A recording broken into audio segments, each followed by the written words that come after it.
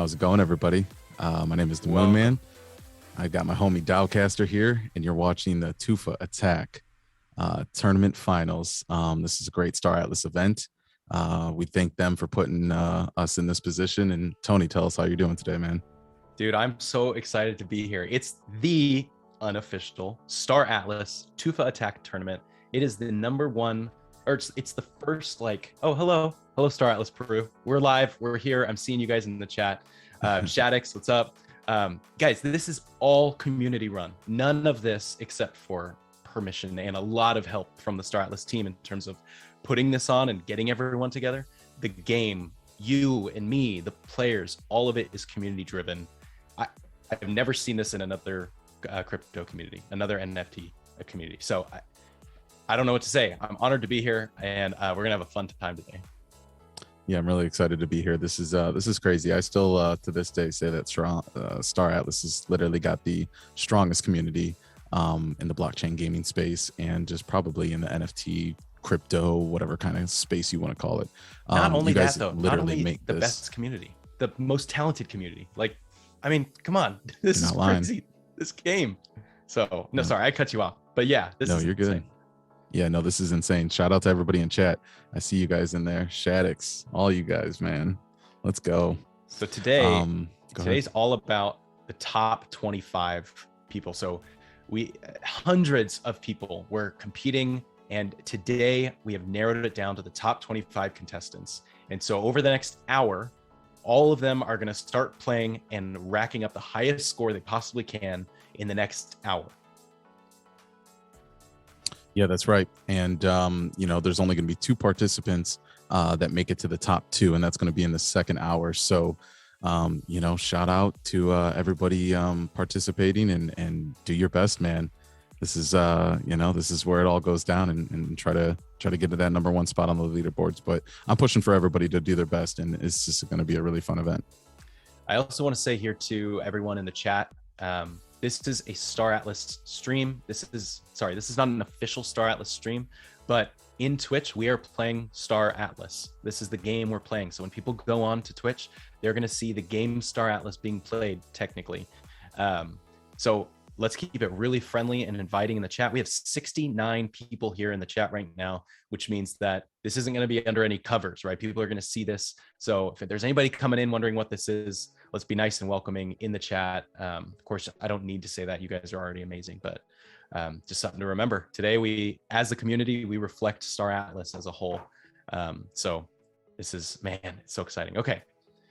Yeah, the more you guys share this on Twitter, retweet it, get it out there. Let's try to get on the front page of Twitch. I think we can do it. Yeah, I think we can. You know what?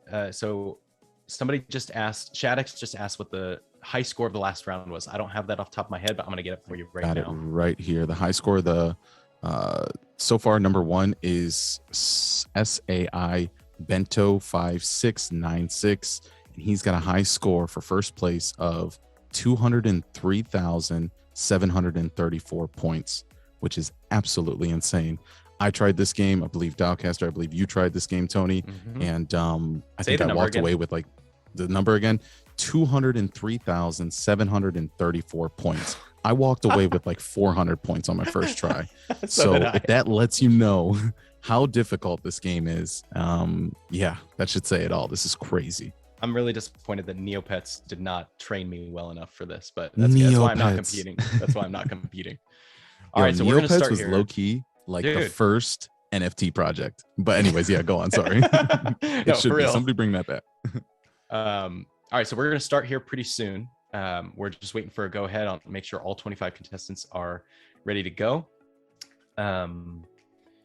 Winston VR wants to know how long that was. So how long was that high score for 210,000?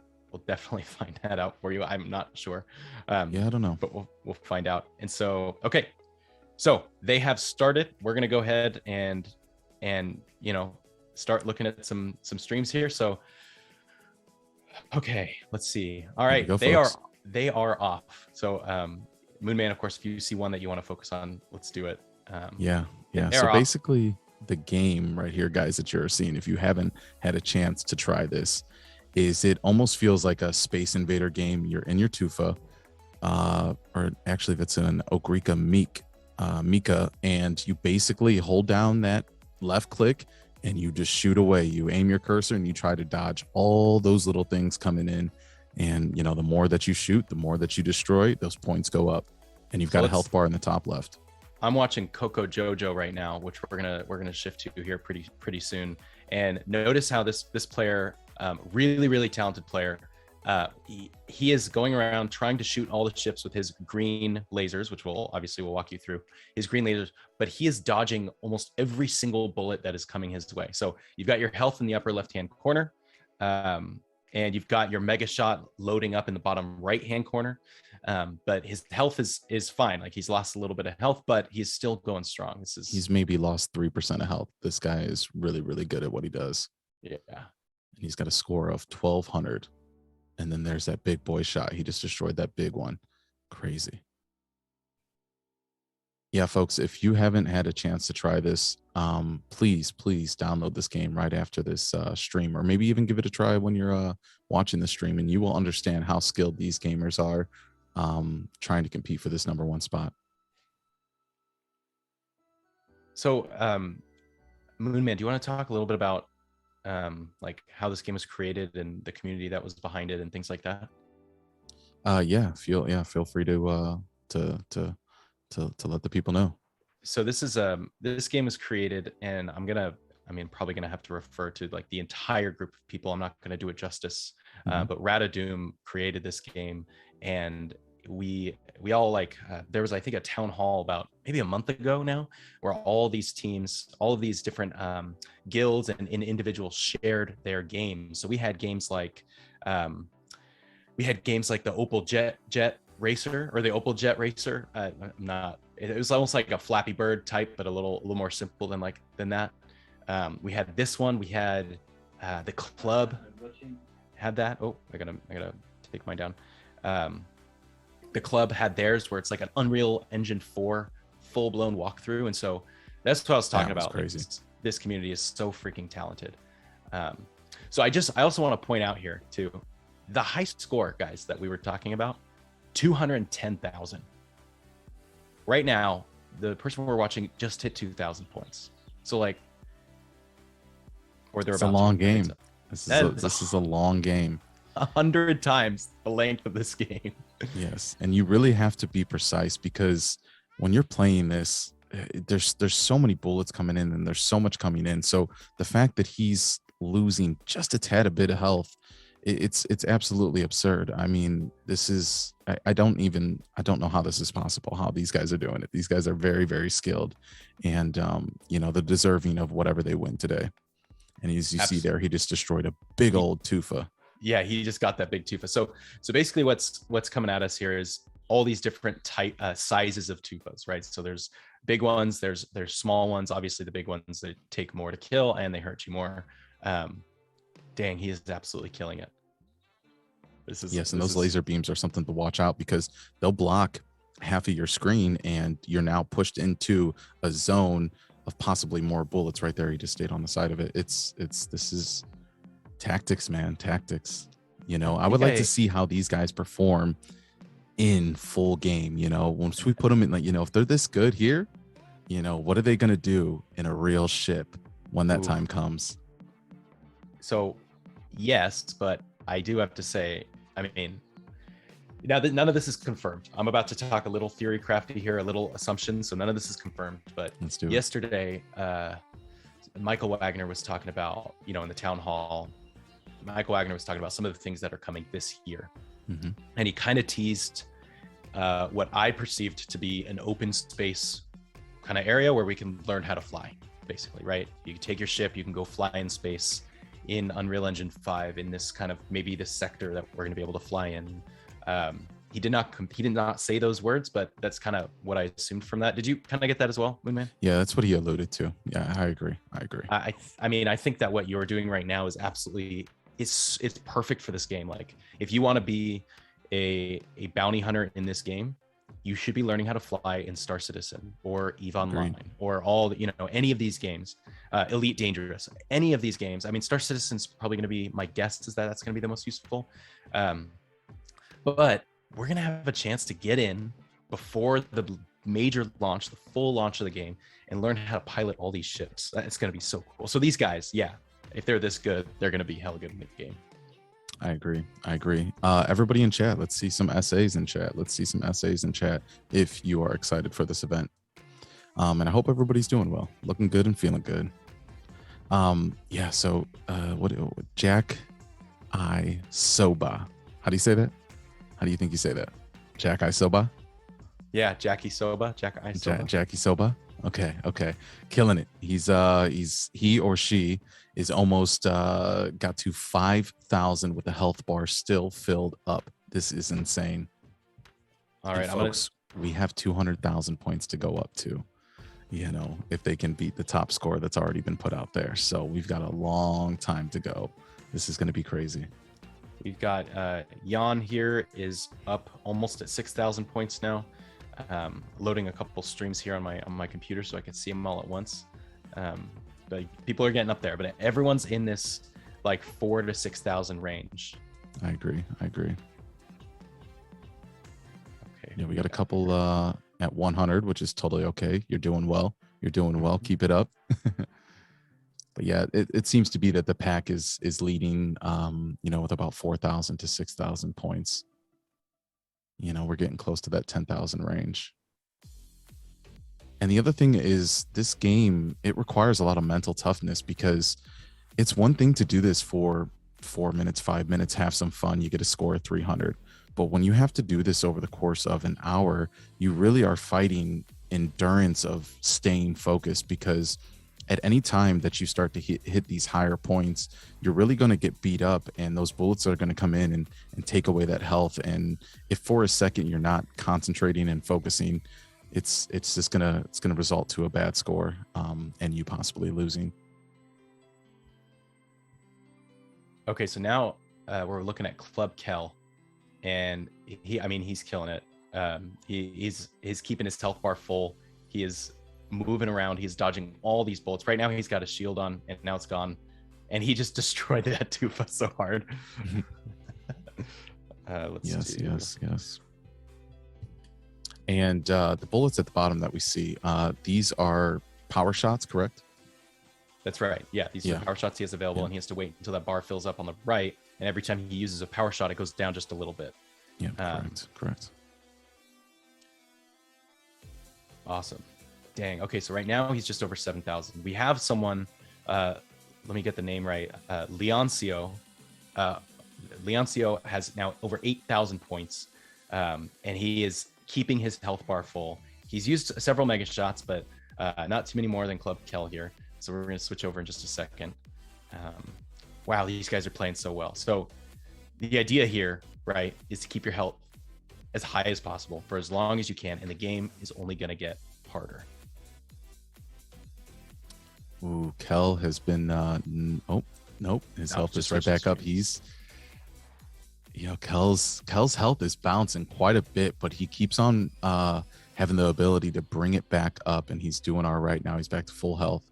Well, now we got to break 9,000 on the stream. Now we got Leoncio. We do. On it, just hit 9,000. It's the highest score I'm seeing right now, but it takes a while for me to load through all the chats here, or all the different streams. But man, he's killing it. Okay, look at him move. Holy cow! The guys. This is why I'm hosting. You know, the Star Atlas team, they came to me and they were like, obviously you're going to be super good at this game, but you know, you want to host. That's actually not true. I would have died already. I would have died 10 minutes ago when the game started. These guys are insane. Yep, and we have a couple of players that are about to break that 10,000 mark, and some of these good players are the leaders that we're seeing. They're now going to start carrying into the higher ranks and really put a distance between them and some of these other players. It was a lot of people were at that 4,000 to 6,000, but now these guys that are at 9,000, about to break 10,000, are kind of leading the pack, and they're breaking away from those guys previous, and you're going to start to see a larger gap. And I think these are going to be your top 10 players. Away. Yeah, they're going to pull away. We've got Yokonaut repping in the chat here. Sorry, guys, neglected the chat for just a second. Rooting for Jan. He's a fellow bulker. Let's go bulk. they asked Dominic what his high score was, and he said like 8,000 was his highest score he could get. And Winston VR said he struggled to get the 1,500 points. Honestly, Winston, I didn't get past 800, so you're in good company here.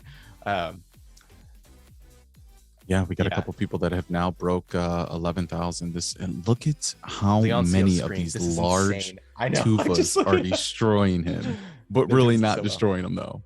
I know. I don't know how he has the shield. Has anybody right now, figured out cheat codes for this game? Do we know? Oh no, Leoncio. No, we were rooting for you, man. Okay, so we just lost one. Oh man. Okay, so that's okay. Pack leader has dropped out, folks. Now let's say here. We're gonna get clarification. Does he drop out here. or does let's get clarification. Does he drop out or is he going to be able to continue to try to rise his score over the next hour? I very well might. I think he's. You get 1 hour to try for the best score. I think you get 1 hour to try for the highest score. So Leon is back in it, but he will be starting at 0. Yeah, that is okay. Confirmed. So nobody is going to drop out. It's the person that gets the highest score by the end of this hour. So we're gonna keep on him because he was super talented. And we're gonna go to some other players as well. We're gonna watch. And we've been going for what, about 10, 15 minutes. Yeah. So, they were able to get themselves up to about 13,000 in 10, 15 minutes. So that's crucial. You only get 4 of those in an hour. So let's see how this goes. We will say, just so nobody freaks out here. At the end of the hour, everyone is going to need to destroy their ship. They're going to fall on the grenade because at the end of the hour, we need to track everyone's score. The game has to end. So once we call the hour, we're going to tell all the streamers, all the gamers, die, basically. Go into that bleak darkness and never come back. You feel me? Yeah, you're right, Shadix. They're going to have to have that shield on at all times when you get into these higher levels. It is very, very dangerous. I mean, look at him. He's just sitting in that. He's just eating them. And you're really going to want to place your shots correctly and know who you want to shoot. I mean, there he goes. He just got like 4 in a row. Oh yeah, dude, come on. Oh, he just wiped the field. Do you see that? Wiped it. 17,000 points. Let's beautiful. Go, okay, he's moving around. He's still got a lot on him, but it's not as bad as it was before. I gotta see. Oh my gosh. Okay, so the only thing that I never figured out is how to understand how much shield you have left and how long it lasts. It's the only thing I never figured out while I was playing. But he keeps going. He is still moving, and he's now tearing through him. Look at this. Okay. Wow. Okay. All right. Let's see how some of the other players are doing. Leon has not opened his screen to play the game again. I don't know if he knows that he can continue to play for the next hour, 45 minutes to be exact. If you guys are listening, guys, if you have died already, if you guys are listening and you've died and you've stopped playing, get back in there and start again. Okay. Because you have the full hour. Jan is at 18,000. He's about to break 19,000. He just did it, and he's almost going to break 20,000. I believe he might be the first to do it. I'm going to check around a couple of these streams and see who's... I know the man from Rome is killing it. Let's go to the man from Rome. He is in trouble right now. Let's go see what's going to happen to him. Oh my gosh. He has so many on him. Okay. Oh my gosh. Oh my God. Tuned in. I'm seeing him. Okay. So, oh my God. He's got 1, 2, 3, 4, 5, 6, 7, 8, 9, 10, 11 different on him. Oh, what is he going to do? Pick it up, man. He's got a full health bar. That shield is protecting him. You got to get out of there. Look at this. Oh man. Okay, folks, I call this a Tufa attack. Yeah, this is a Tufa attack. If you wanted to know what this game is like, you're looking at it. Health is still full. That shield is protecting him, but every time he moves, and notice what he did when he got his Mega Blaster or his Mega Shot out. He didn't use it to shoot the Tufas immediately. He used it to shoot all of the things behind him, so that he could have room to. And game over. He tried. I thought for a second he was putting in cheat codes when he brought up the file browser or something. I thought he was putting in cheat codes. I was like, oh no, what is he doing? I don't know what he was doing because that may have caused him to lose. Yeah, very well. I don't know if that was like on purpose or on accident or whatever. It looks like he's joining again. Okay, so let's head over to somebody that's still in the game here. We'll take anyone at this point. And if you guys didn't notice, to get into the game, you click that pew, pew. Nice little touch. Chef's kiss. That's right. Pew, pew. All right. Yawn, 22,000. Yeah, I've got slaying Mungini it right now. Full health. Mungini. Let's go to Mungini's screen here. Just check him out. And this guy has, I think we're going to see another death here. I don't know. I'm just going to. Oh my gosh, it's coming from all different directions. This is absolute madness here. This Oh, looks like it the looks cover like he's an art for- exploding star. He is an exploding star. This is what's happening right now. He's gonna. If that shield goes down for 1 second, he's dead. So what? You just hold out for the highest score? Is this what you do? I think you just try to take out as many Tufas as you can, because at this point, I would just spin that thing 360. I would spin that thing in clockwork. And okay, you got rid of some directions. Of them. Let's see. So I want to know, and I wish I could see the gameplay for the person that got 200,000 as a high score. What's their strategy at this point? And I'm curious why he's not mega shotting. I guess he is mega shotting. Yeah, he's doing it. He's just probably under a lot of stress. Oh my goodness. But my question is why that shield is up so long, right? Like, does he just keep finding more shields and it's prolonging it for him? Because the other guys, their shields ran out and things like this. So let's see what happens. Yeah, and I'm trying to find Bento's stream. I don't see. Do we have Bento's stream anywhere? Oh, he's up at the top. Here we go. Oh my gosh. See how our leader is getting doing. Out of this, guys. He is.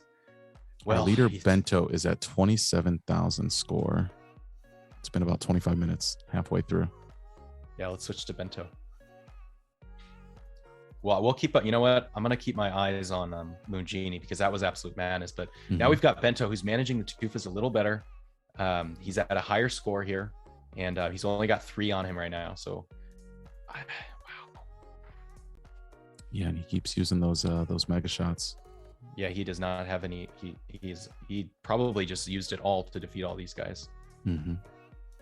Get him. You know, Great if you're job. getting 200,000 as a high score, and even some of the other guys in the top 12, these guys have played this game so much. I mean, they know what they're doing at this point, and it's just going to be really cool to see who can really rack up the most points in an hour. I guess my question is too. For Bento. My question is too, like,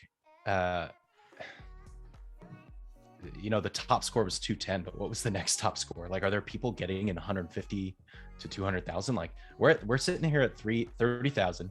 He's got full health, and he's not moving anywhere, right? Like, his shield is still strong, and it looks like he's got a pretty good strategy here. Yeah, I think he knows what he's doing. He's got 3 mega shots. So I guess, yeah, okay. So I'm gonna go over. Let's talk about yesterday's AMA. What were your thoughts on that? Man. Okay, so Alphas, I mean, that was the AMA, right? That was the AMA we've all been waiting for, because as Chip said, they've been waiting so long because they don't want to give us some and then change and say, oh, it's actually not going to happen like this. You know, it's things like that. They don't want it to be like that. So they waited, and people have been pestering them like, hey, when pull us down, when game, all this stuff. I'm glad they waited, because if the game is anything like they described it, like, come on, it's gonna be incredible. So I agree. I think that it's really interesting. So they dropped a lot of, I won't say alpha, but they dropped a lot of advice too. So they didn't say this explicitly, but this is, I guess, my advice. One, you guys know I'm a huge fan of Moonman and how he's preparing for the game. So if you have the rocket ship computer that you need to load Star Citizen, I recommend training to fly in Star Citizen if you can. If you can only do it in Elite Dangerous, hell, even EVE Online. I know it's not. I don't think EVE Online is going to be as much as relevant, but these games, these dogfighting games, do it. However, there are 2 games that are going to be really important for us to understand how to play in order to do well in Star Atlas, and they've said this twice in different streams. One is Stellaris. EVE Online. Yeah, Stellaris, sorry. Stellaris. And, you know, Stellaris you can play on stream, on PC, or on Steam, or you can play it on Xbox. I haven't played the Xbox version. I imagine it's not as easy to play, but you can do that. Always better. PC's always better. Yep. And PC then there's Master also, yeah. Hashtag PC Master Race. There's Yes. also a game called O Game, which is a browser game that is, it's not going to be exactly like it, but I do know that the game, I'm not going to say they took a lot from that game, but they've said that some of the mechanics in the in-browser screen will be similar to O Game. Now, that was a long time ago. That was probably 5 months ago that they said that in Town Hall. But these games, they're games that we could be playing, like Stellaris. Stellaris is one of those that's easy to learn, hard to master. And I think Star Atlas will be the same. Yeah, and I think you're right about that. It's easy to learn, it's hard to master. I know when I got into Stellaris, I watched tons of different videos on it, and I found like 3 that are great for anybody starting out in the game. So contact me if you need those. But it's a strategy game, right? It's a game that's more thoughtful than it is just shoot and do this or do that, because I find the community of Star Atlas very intelligent, and the fact that Star Atlas is trying to make a game that is very complex and use a little bit of that brain power, I think is top tier. And I think that's what we all want. I think those types of games have a lot more longevity, and you see Eve's been around for so long. There's so many different dynamics to it. There's just, it's a lot. And then with this UE5, it's going to be beautiful. It's hard to put it into words, because I think when that time comes, the world is going to know who Star Atlas is. And there's so many games out there that everybody could be preparing themselves to get ready for that. Yeah. Quick update for everyone. Bento now is at 40,000. We've got Yawn from Bulk at 38,000, and we're getting up there, boys. We're doing it, boys and girls. And these guys have not died yet. No, they haven't. Our fellow community member, Leon, fell out of the match, and let me check back into him to see if he got back in. Yeah, Diego is saying that Mungini is 9,000. crazy, and he is. Mungini is going off right now too. Bento is going off. The only signal says bravo for making this. By the way, this is awesome. Mugini just fell. No, he didn't. Over at 40,000. Mugini. All right, get back in there, man. You've got some time. Come on. 40,000. 40,206. Altstar says that Bento is going to be an absolute menace when Star Atlas launches. I couldn't agree more. I believe it. Shaddix wanted to know if I am Ooster, and that is correct. I am Ooster. I actually had a really hard time with it, right? Because they're all so cool. Personally, why'd you pick Ooster? Well, I wasn't as interested in Mud because I'm not a huge fan of humanity, just in general. And so I was like, well, just in terms of sci-fi, I'm gonna go for the alien or the android, right? It's the sci-fi, and I think that there's a lot of cool stuff to Mud in terms of what Mud offers, but in terms of like just my fantastical mind, I wanted to be an alien. And so I was going to do Oni, like hardcore, because I wanted to be a data runner in the game. That's what I want to do. And so I wanted to be Oni. And so I was thinking about it. That was basically my only plan, was to be Oni. And aesthetically, the alien species they're beautiful. They're gorgeous. And it's alien, right? Like, come on. And when I read all the meta posters, I fell in love with the backstory of like Bakalu and Paizul and the assassination and the funeral procession and all that. I just kind of was very drawn to it. So I was initially going to choose Oni. In fact, the first wallet I registered was Oni. And then once I actually did an episode on my YouTube channel about all of the different factions, and as I was diving into them, I realized how beautiful the Ooster are. Like, they're created. They're creations that are striving to find their own humanity, but it's not called humanity, right? They're just trying to find themselves, and they're becoming more and more human. And I think that because they're not human, that desire to be human and to search like intrinsically for that is much more a human trait than the Mud was. And so I think that just really drew me to them. And so I will say in the beginning, Ooster is going to be really cool. I'm looking forward to it. I will say in the beginning, knowing that I wanted to take the path of bounty hunter, I personally wanted to go Oni. But joining the Final Frontier, the decision was made. We took a vote, and it was Mud that we were going to go with, and I was heartbroken.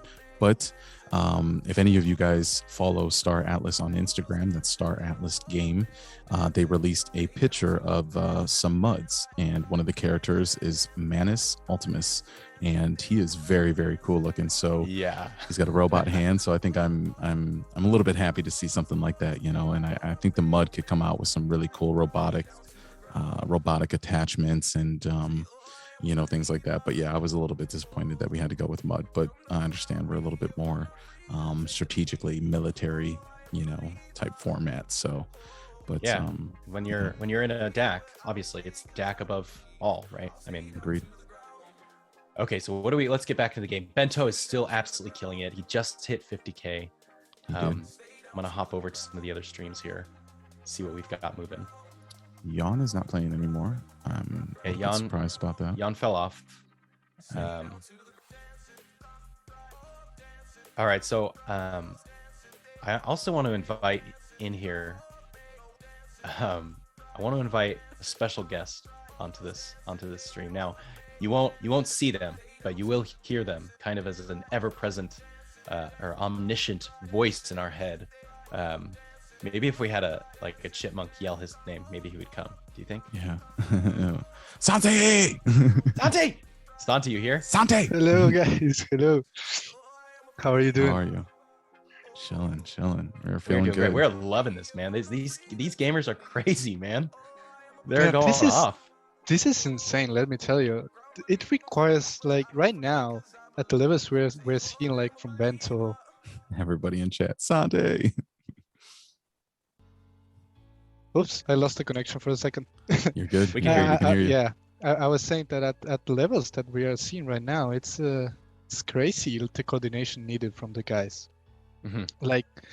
We really need to be looking at the GLs at the same time that you keep killing Tufas, because right now you don't have 24 hours like you had in the practice time, right? And in the other rounds, you actually right now are competing to see if you can get the highest score possible, So the other guys that are competing against you, they are using every single perk that you have, for example, the mega shot or the bombs or anything. Yeah.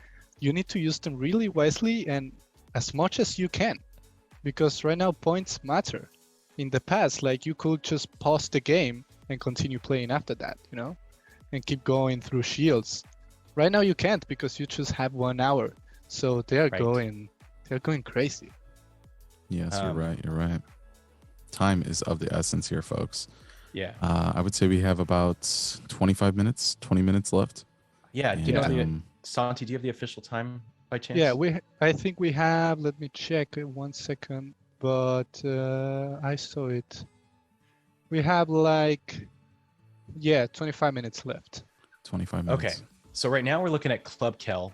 He is killing it again. He's getting all sides pounded right now by Tufas. Now, in the real game, you will not be pounded like Tufas like this, right? Because you'll probably be dead before this many of them can get on your behind. But man, can you imagine this many Tufas on you? But we've got wouldn't be good. Especially that's a lost asset right there. Yeah, that's a lost asset right there. That's a lost asset. So actually, I want to talk about this from yesterday too, Moonman. So they were talking. Chip was telling us how we won't lose our assets in Scream. Basically, we can go as hard as we want, and we just have to repair them. Is that? Did I hear that? I caught that too, and I think that's the right way, right? I think it's a little bit too early to introduce play for keys or the burning of your assets. I think it's too early for that, but yeah, you're correct. No assets will be lost. That's great. I mean, so long as we can afford the repairs, then we can go as hard as we want and just use it as a playground. So I think they're doing that on purpose, right? So they're bringing us in so we can learn the game, and then they're also providing us with this Unreal Engine 5 experience to learn how to fly our ships, so that when the game comes out, we're going to be really well suited to do well, I think. Agreed. And I think that's what, the early bird gets to worm, early investors, whatever you might want to call it. I think that's, first mover advantage. So for everybody out there watching this, if you haven't heard us all say this enough, you're early, you're good. Just keep on hanging out in the community, continue to work with your team, your DAC, your DAO, and strategize. And slowly but surely, they're going to spoon feed us the different games that they want to implement into this whole ecosystem. And it's going to be a nice ride. It's going to be done the right way. All right, so I want to talk about the game a little bit here, guys, too.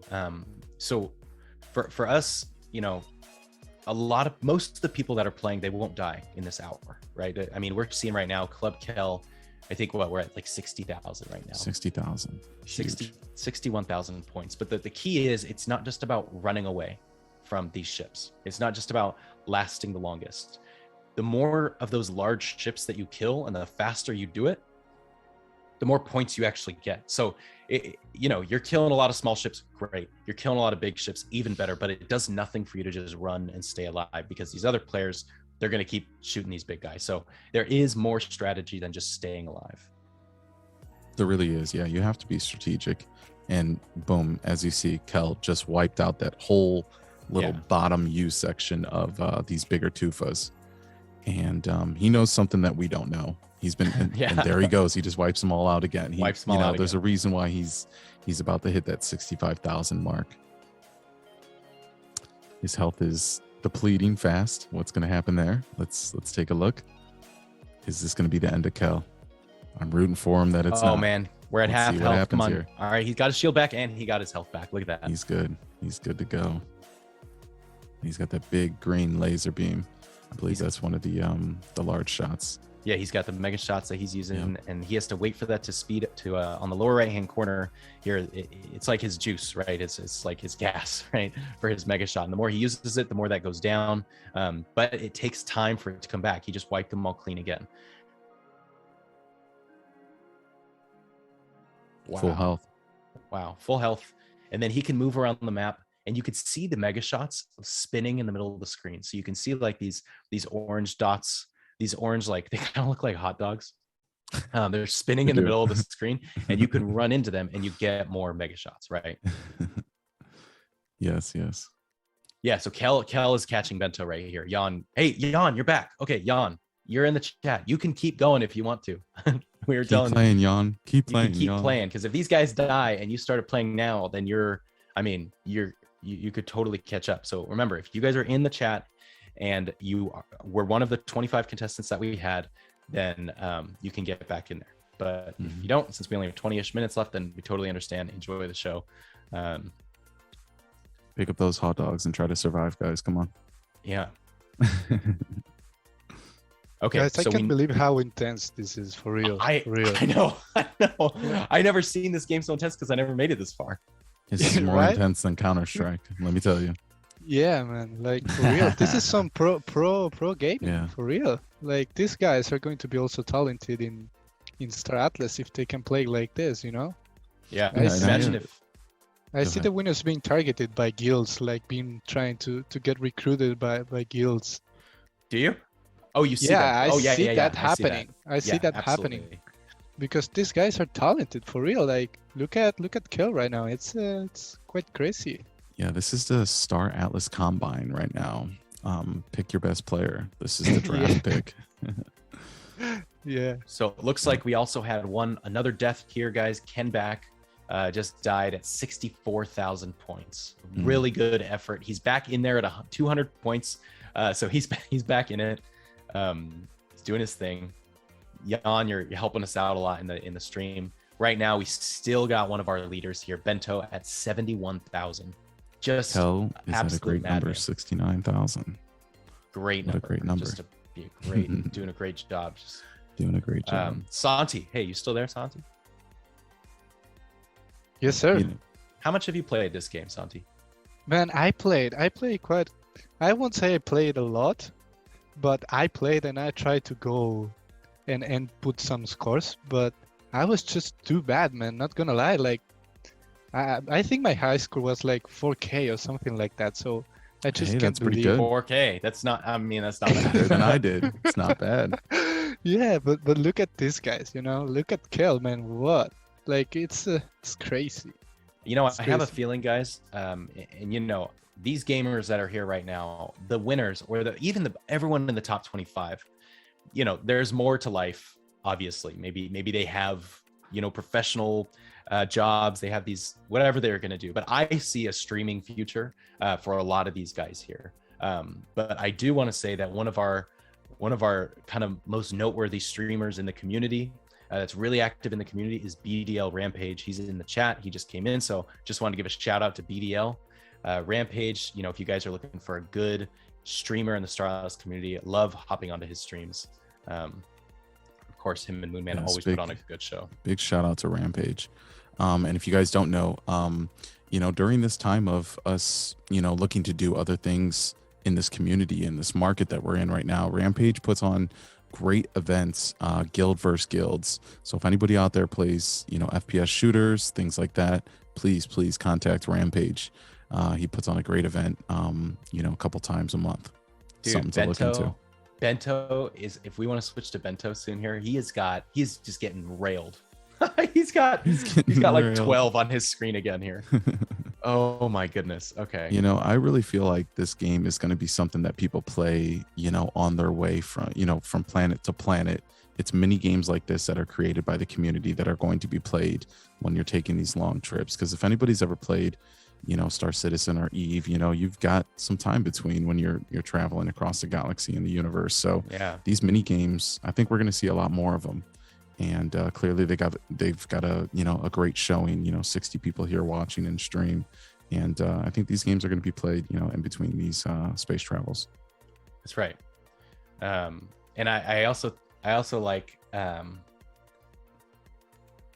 that Wagner was like kind of super down to like have one of these in an arcade, right? Like Yeah.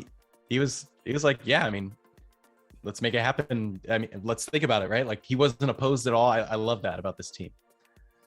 Yeah, Michael was actually one of the biggest supporters of this tournament, you know? Like, Yeah. one of the reasons we did this is because Michael was in my DMs all day, like, when tournament? When? He was That's literally cool. like that. So I'm sure that he's probably watching. Well, Michael, if you're out there, welcome. You know, you've created you and the team. Obviously, you helped assemble a team to really inspire these creation of the game and stuff. So you know how we feel about you. All right, so right now we've got the leaderboard up, and it looks like Ken Back has the highest score here. Of course, these are kind of old scores, right? So these are people that have died, right? So out of the people that have finished playing, Ken Back has the highest score. And so, okay, let's see what these range from. We have Kel at at 79,000, about to cross that 80,000 mark. Bento came in at, I think his screen shows that he's still at 81,000. So yeah, these two are tied for the top. And Bento, exactly, Kel, just and like Daocaster Roma. said. Roma's not in there too. He's still in his first one as well. I'm gonna go check on his score because we've got, man, these guys are going at it. And we've got about looks like it's 10, Bento, 10 15 minutes left. first. Yeah, no, we have like 20 minutes left. 20 minutes left? Okay. Yeah. 20 minutes left like, of this first round, y'all. I'm good. Yeah. I'm wearing my diaper. You know, we're set, man. Like the old casino. Bento's taking the Don't lead. go to the casino, y'all. That'll get you. Anyways, go on. Yeah. Just saying for the audience, Bento is on the lead right now, followed by Kel, and in third place comes Romano War. So I think it's we have the finalists. Can you say that again? We have first Bento. Oh, Romano War. Yeah, first Bento, second Kel, and third Romano War. And the finalists are going to come from these three guys probably. Bento deserves the love. He's got a lot of points, but let's switch to Romano War because he's been chugging along here. And if any of these guys go down, if Bento goes down, if Kel goes down, then Romano War is at 67,000 points, right? So he's not far behind. If he can start taking some of these larger ships down, I think he'll have a chance here. Yeah, who's on screen right now? Doesn't show his name at the bottom. Yeah, so right now we've got Romano War. Romano War. Romano Beautiful, War. beautiful. Roman 66K. And and let's be honest. 68,000 is a phenomenal score. This is this is not light work. This is some serious gameplay you guys are watching here, folks. Yeah, but the strategy, right, is a little different here. So Bento, he's just going. He's like, I can't die. My only concern is I can't die. But for Romanowar, he not only can he not die, he needs the other players to die. Jan has given us some good strategy here in the chat. Yeah, his gameplay is a little bit different. He'll either have to pick it up or bet that Bento and Kel fall off the top. But he is in the 69,000 range, so that's why we're showing him to you. He's currently the favorite here because just a great number. So thank you for that, Romanowar. And I would say that it's taken about 40 minutes to get to the 60-80K range, so it's life or death here. If any of these guys fall off, they can't recoup this type of high score, in 20 minutes. Not. So this is the last home stretch. They're sliding into home plate. I will give an honorable mention here to Alpaca Furioso. He's at 55,000. So if any of these guys go down soon, which I really am not rooting for. It sounds like we're rooting for this, but looking for a rampage. We are not rooting for people to die, but Alpaca is here he's playing his heart out as well. So is Romanowar. So this is getting exciting, right? Because even though we're not in the final minutes, anything can happen at this point. I'm an underdog kind of guy. I like to see the guys from the bottom kind of try to get to the top. So, but we'll see what at the same happens time, Romanowar. So let's do the math here. So if we've been going for 45 minutes, we'll say we've been going for 45 minutes. That's 3/4 the amount of time through. Bento is at 90,000 and Romanowar is at 70,000. So 20,000 difference out of 90,000. What is that? That's just over 21%. Breaking news, guys. Sorry to interrupt, but Kel died. Kel died. Oh my goodness. No. So Romanowar is now, he's trying to go for second place. All he's got to do is get a This high is- score. this is This is crazy. exactly what I was going to say. So I was going to say first and second place. If Romanowar has any chance, they have to die really soon. So I think with the math, we do the math, I think Romanowar takes second place if he doesn't in die. about 5 minutes. In about Yeah, 5 to 7 minutes. If he can stay alive, he should be able to take that second spot. And just to let everybody know, Bento is at 92,000, and Bento is also the one that has set the highest score, which is 203,000 Oh, on the interesting. leaderboard. So All Bento right. is number one, and he's attempting to be number one again. So the leader is leading the pack the way he knows how. Kel, I'm pouring one out for you, man. F's in the chat for Kel. We were rooting for you. We really were. I mean, you were hanging out in that 69 range for a while, so you're a friend. You did a great job. Let's put Great some job. F in the chat for Kel. Put some F in the chat for sure. Speaking of which, Romanowar is about to get F's in the chat because this guy is he's getting pummeled by these Tufas, and he's doing a good job clearing them out and avoiding them. This shield is just staying up. All right, so Romanowar, Santi, when you have it, if you wouldn't mind giving us the score to beat for Kel for second place, so we know what Roman is going for. Yes, sir. 1 second.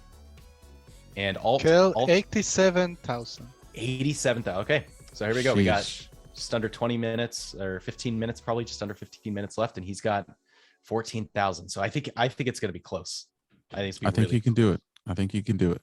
All right, 87,342. That's what Kel was at, and just remember, folks, these leaderboards that you're seeing are of the people that have passed away and have not made it.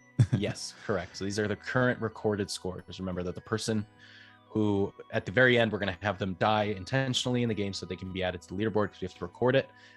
Alt Star in the chat is telling us that Bento has actually been the leader all 3 days.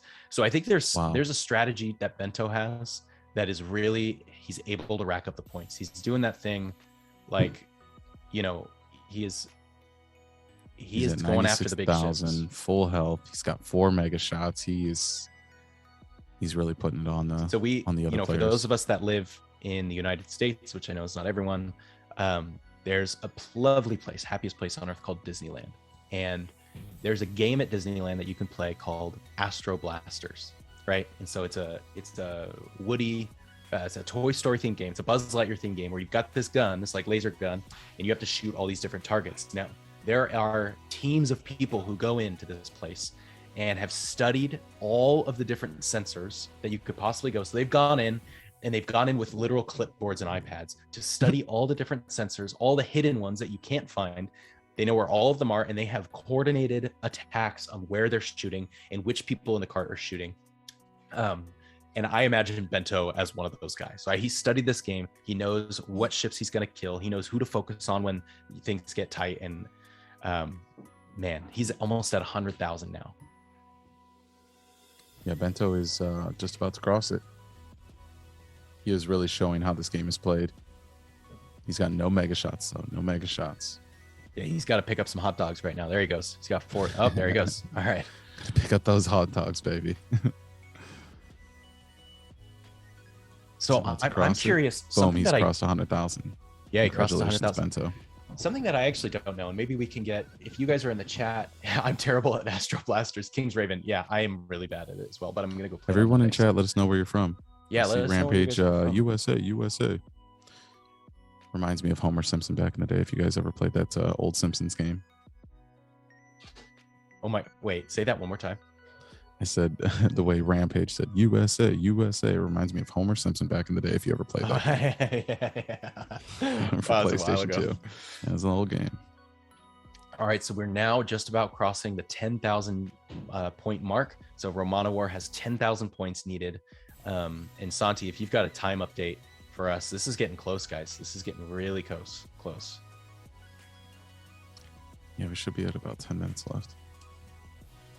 Yeah, we're 11 minutes left. Oh man, 11 okay. minutes. I mean, the math, if you do the math right, 60 minutes, And Romano 70,000 War has about points 10,000 to go. Till we've got 10 left, 10,000. He can do it. So, oh my God, he is scale. just, he's getting railed right now.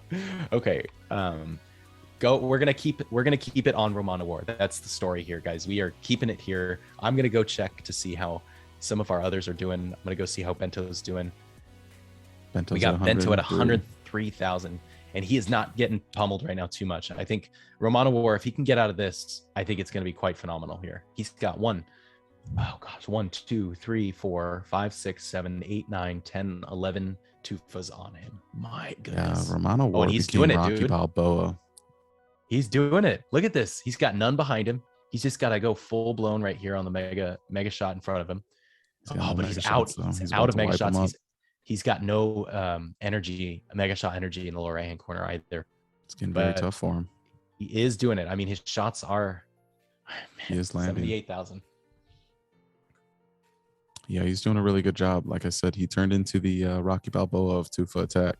He did. He is taking them all on the chin.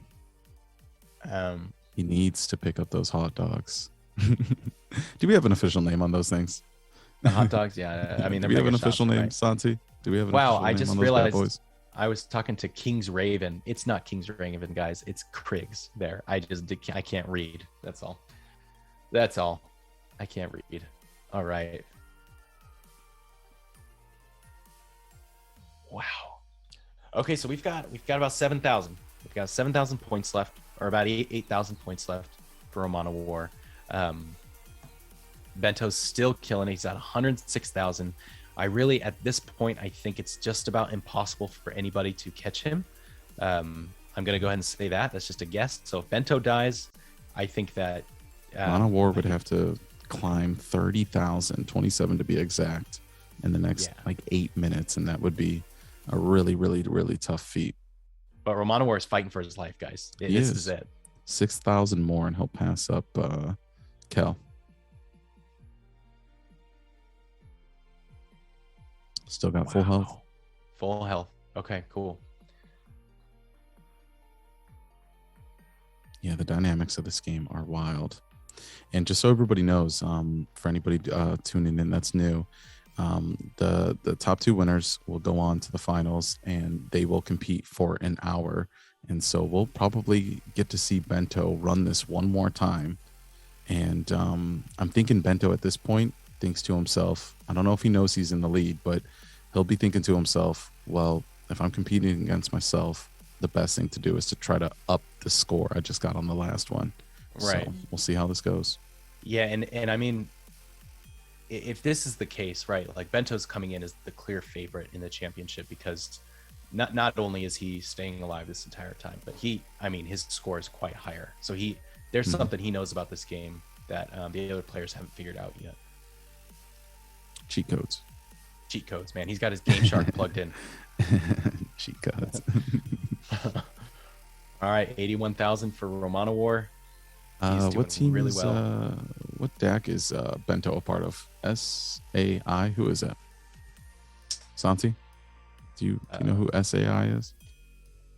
SAI is the Star Atlas Italy Guild. Italy Guild. Okay. Shout out to Italy right now, holding it down. Let's go. If you're from Italy in chat, let us know. Type Italy. Yeah, if you're from Italy in the chat, let's hear it because he is representing you guys hardcore. My family's from Italy, so I am impartial to Bento and to root for him. But at the same time, Romano War, War and Rome are both very Italian things as well. So maybe he's Italian too. You just don't know. I think Romano War is Russian. Or he was Russian. typing in Russian that's a or a source. language like that. I'm ignorant on that matter. But yeah, I think he's from that Marjana. region. Marjana's husband is from Italy. All right, so we're all friends here. We are all friends. Beautiful. Here. Wow, guys. Okay, this is getting close. Santi, if you wouldn't mind continuing to give us some time updates, just kind of intermittently here, we'll keep an eye. I just don't have a timer on me. One sec. But yeah, Should I be think we about are 6 less minutes. than 10 minutes now. Yeah. I'm going to start it. Less than 6 minutes, you said? About 6 minutes, 7 minutes. Yeah, 6 minutes. 6 minutes. All right. I just started a timer, so I have it as well. Oh my god. Okay. Oh gosh, I thought that was him. I thought he died. Oh, that scared me. Okay. Almost had a heart attack. Almost had a heart attack. All right, so we're edging up here on 5 minutes, guys. Looking like okay. Can he do it? Can Romano War get past 86,000? I mean, he's gonna do it. Is it 86? I thought it was 87,300. What score are we looking for here? I don't let's have see those leaderboards again. Yeah. Okay. I think we already have the winner here. To be honest, one finalist is going to be Bento. Yeah, that's for I sure. think Bento's gonna for sure take it. I mean, nobody can catch up to 116, but at the same time, I'm not sure anybody's gonna be able to catch up to 84 in 5 minutes. So who else do we got? I know Alpaca was back there. Let's see where Alpaca is at now. I don't think Alpaca's in the game still. Looks like they may have just stopped playing. So if you guys have that score, let us know. But at the same time, it won't matter, right? Because Romano War is at 84,000. Yeah, I was actually really disappointed to see Leon. When he died, he actually didn't start back up again. I think it was like 10-15 minutes later. We looked at his he could stream, have totally. Yeah. and he didn't pick it back up again. So I don't know if he didn't know that he could keep on playing for an hour trying to get that high score or what, but I was a little bit disappointed there. You know, guys, we also have who am I watching? Is it De Bourbon? I think I'm watching right now. Yeah, he's at 80,000 right now. Ooh. Oh my gosh, Romano War died. No. Oh, Really? No. my Romano gosh. War. No. No way.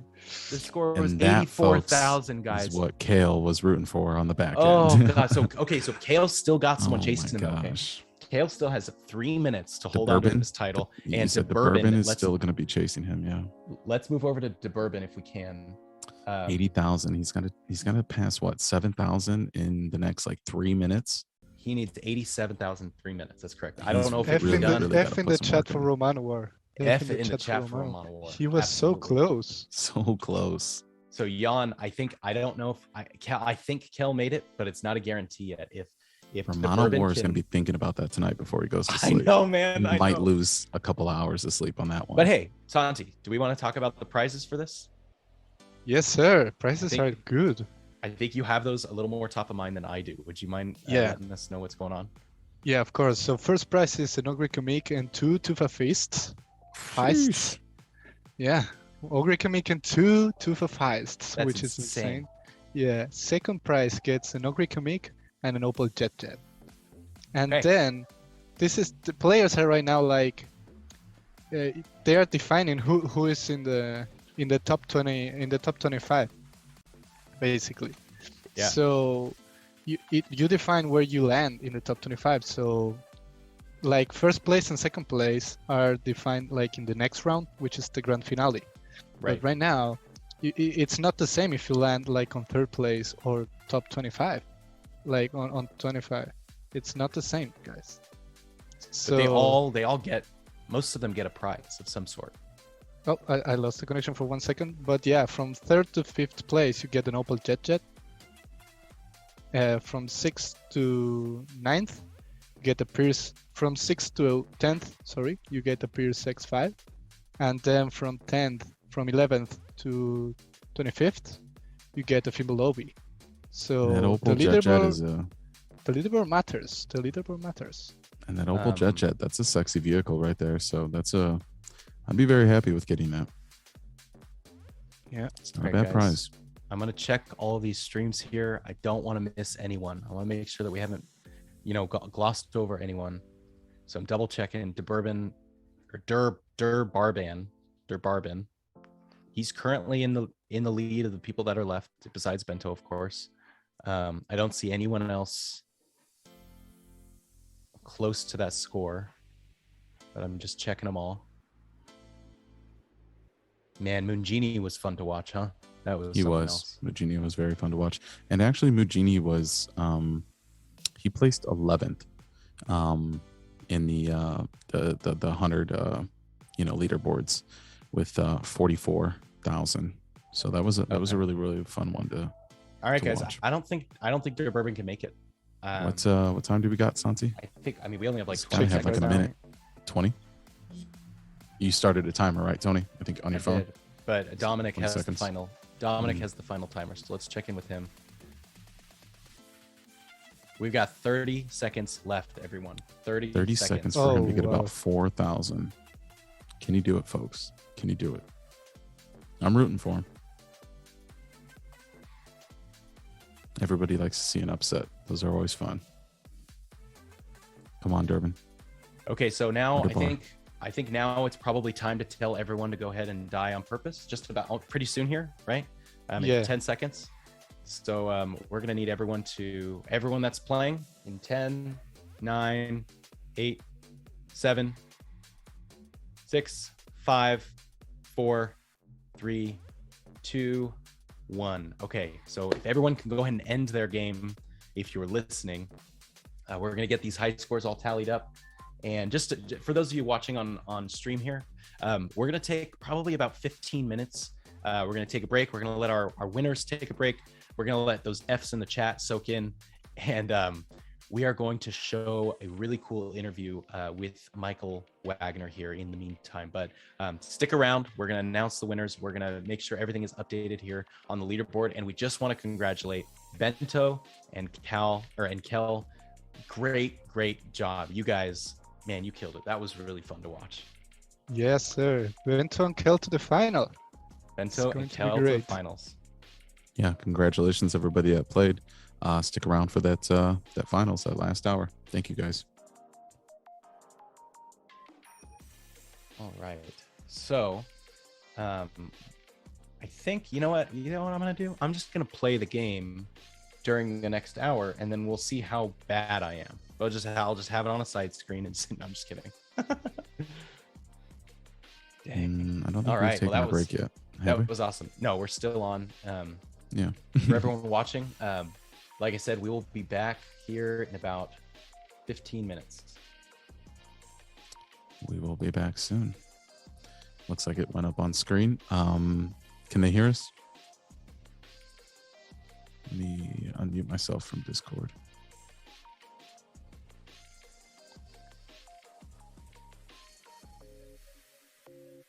Hey, can they All-Stars like, yeah, can they they can hear hear us? Yeah. Can they hear us? They can hear us.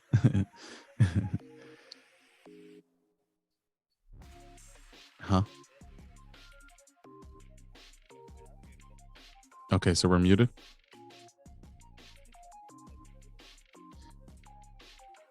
We're not muted.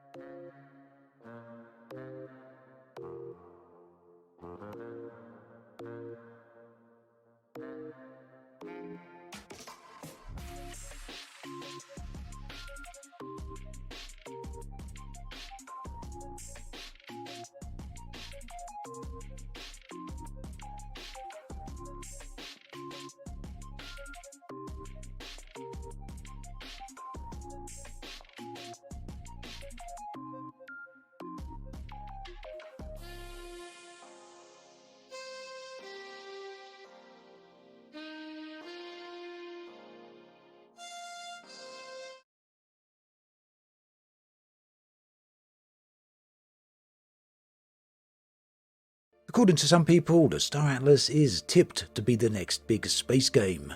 The early footage is certainly impressive enough, or at least if you just...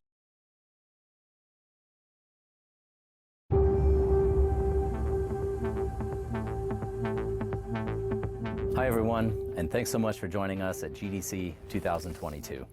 I'm excited to present what we believe to be the next generation of gaming, built on Web3, open economies, interoperability, and the metaverse. At Star Atlas, we're working to build a virtual universe lying at the intersection of the Solana blockchain and state-of-the-art graphics using Unreal Engine 5. Today, we're going to shed some starlight on how we see virtual worlds like ours impacting the future of labor. And we don't just mean publishing.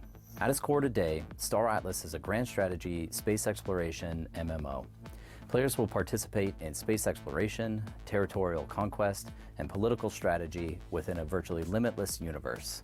Gamers will see their avatars progress through traditional skill tree mechanics, improve land and ship assets, and participate in immersive content created by the studio building the current foundation for the Star Atlas metaverse. However, we see enormous potential in an open framework for development in the future, providing the infrastructure required to empower a global, borderless workforce of creators and innovators. In the following comments, I'll touch on the history of work, the place gaming and blockchain has to play in it, and how the Star Atlas team is working to become one of the preeminent sources of next-generation game design standards globally. With that, I'll provide some background on the evolution of industry. In the 18th century, the world was transformed. What was once made by hand started to be made by machine. Crafts became professions, and the Industrial Revolution took hold. Advances in communication, transportation, mechanization sparked production that was en masse and global. A population newly empowered by tools to create and access to new markets to create for produced output falling into three categories: resource extraction, transformation of these resources into products, and finally, a service industry around the products. Fast forward 3 centuries, and the marriage of the internet and personal computers has spawned a whole new race of digital natives, many watching this right now. Driven by a global revolution in connectivity, anchoring 4.6 billion humans with access to a browser to a permanent shared context, the service economy has become king, overtaking industries reliant on physical resources to make up 65% of global GDP. Today's service economy is predominantly powered by what we term Web 2.0 companies, known as the social web. Web 2 companies emphasize user-generated content, ease of use, participatory culture, and interoperability for end users. While the creator economy totals $104.2 billion globally, the individuals who benefit from Web 2 platforms receive their checks through a centralized intermediary. That intermediary uses your eyeballs and sales of goods through its platforms to make billions from those drawn by user-generated content. And while your attention is captured, so too is your data. Alec Ross, author of The Industries of the Future, made the statement that private companies now collect and sell 75,000 individual data points about the average participating American. Take that in for a second. It doesn't make you feel great. Fortunately, on the night of Halloween 2009, a solution began to sprout its wings. A treat for the global community of creators and users, and a trick for those who relied exclusively on closed, centralized systems to maintain their grip on power. That solution was blockchain, evolving into what is today known as Web 3. The blockchain-based, decentralized web disrupts the invasive structure in its entirety, allowing systems to be trustless and permissionless, transactions to be immutable, and data to be owned by the individual. Where Web 2 made the service economy flourish, in a Web 3 world, each bucket of industry can be filled to the brim from the comfort of one's own home. You want to extract resources? Mine Bitcoin or mine within Star Atlas. You want to create products? Try modding. Or better yet, become one of the 9.5 million developers making user-generated content and games or building culture in our metaverse. And of course, if you're interested in service, why not become a guild leader in Axie Infinity, a casino clerk in Decentraland, or a scientist in Star Atlas? Further, launch your own business within the metaverse, sell digital goods or experiences, and identify a new pathway to personal freedom.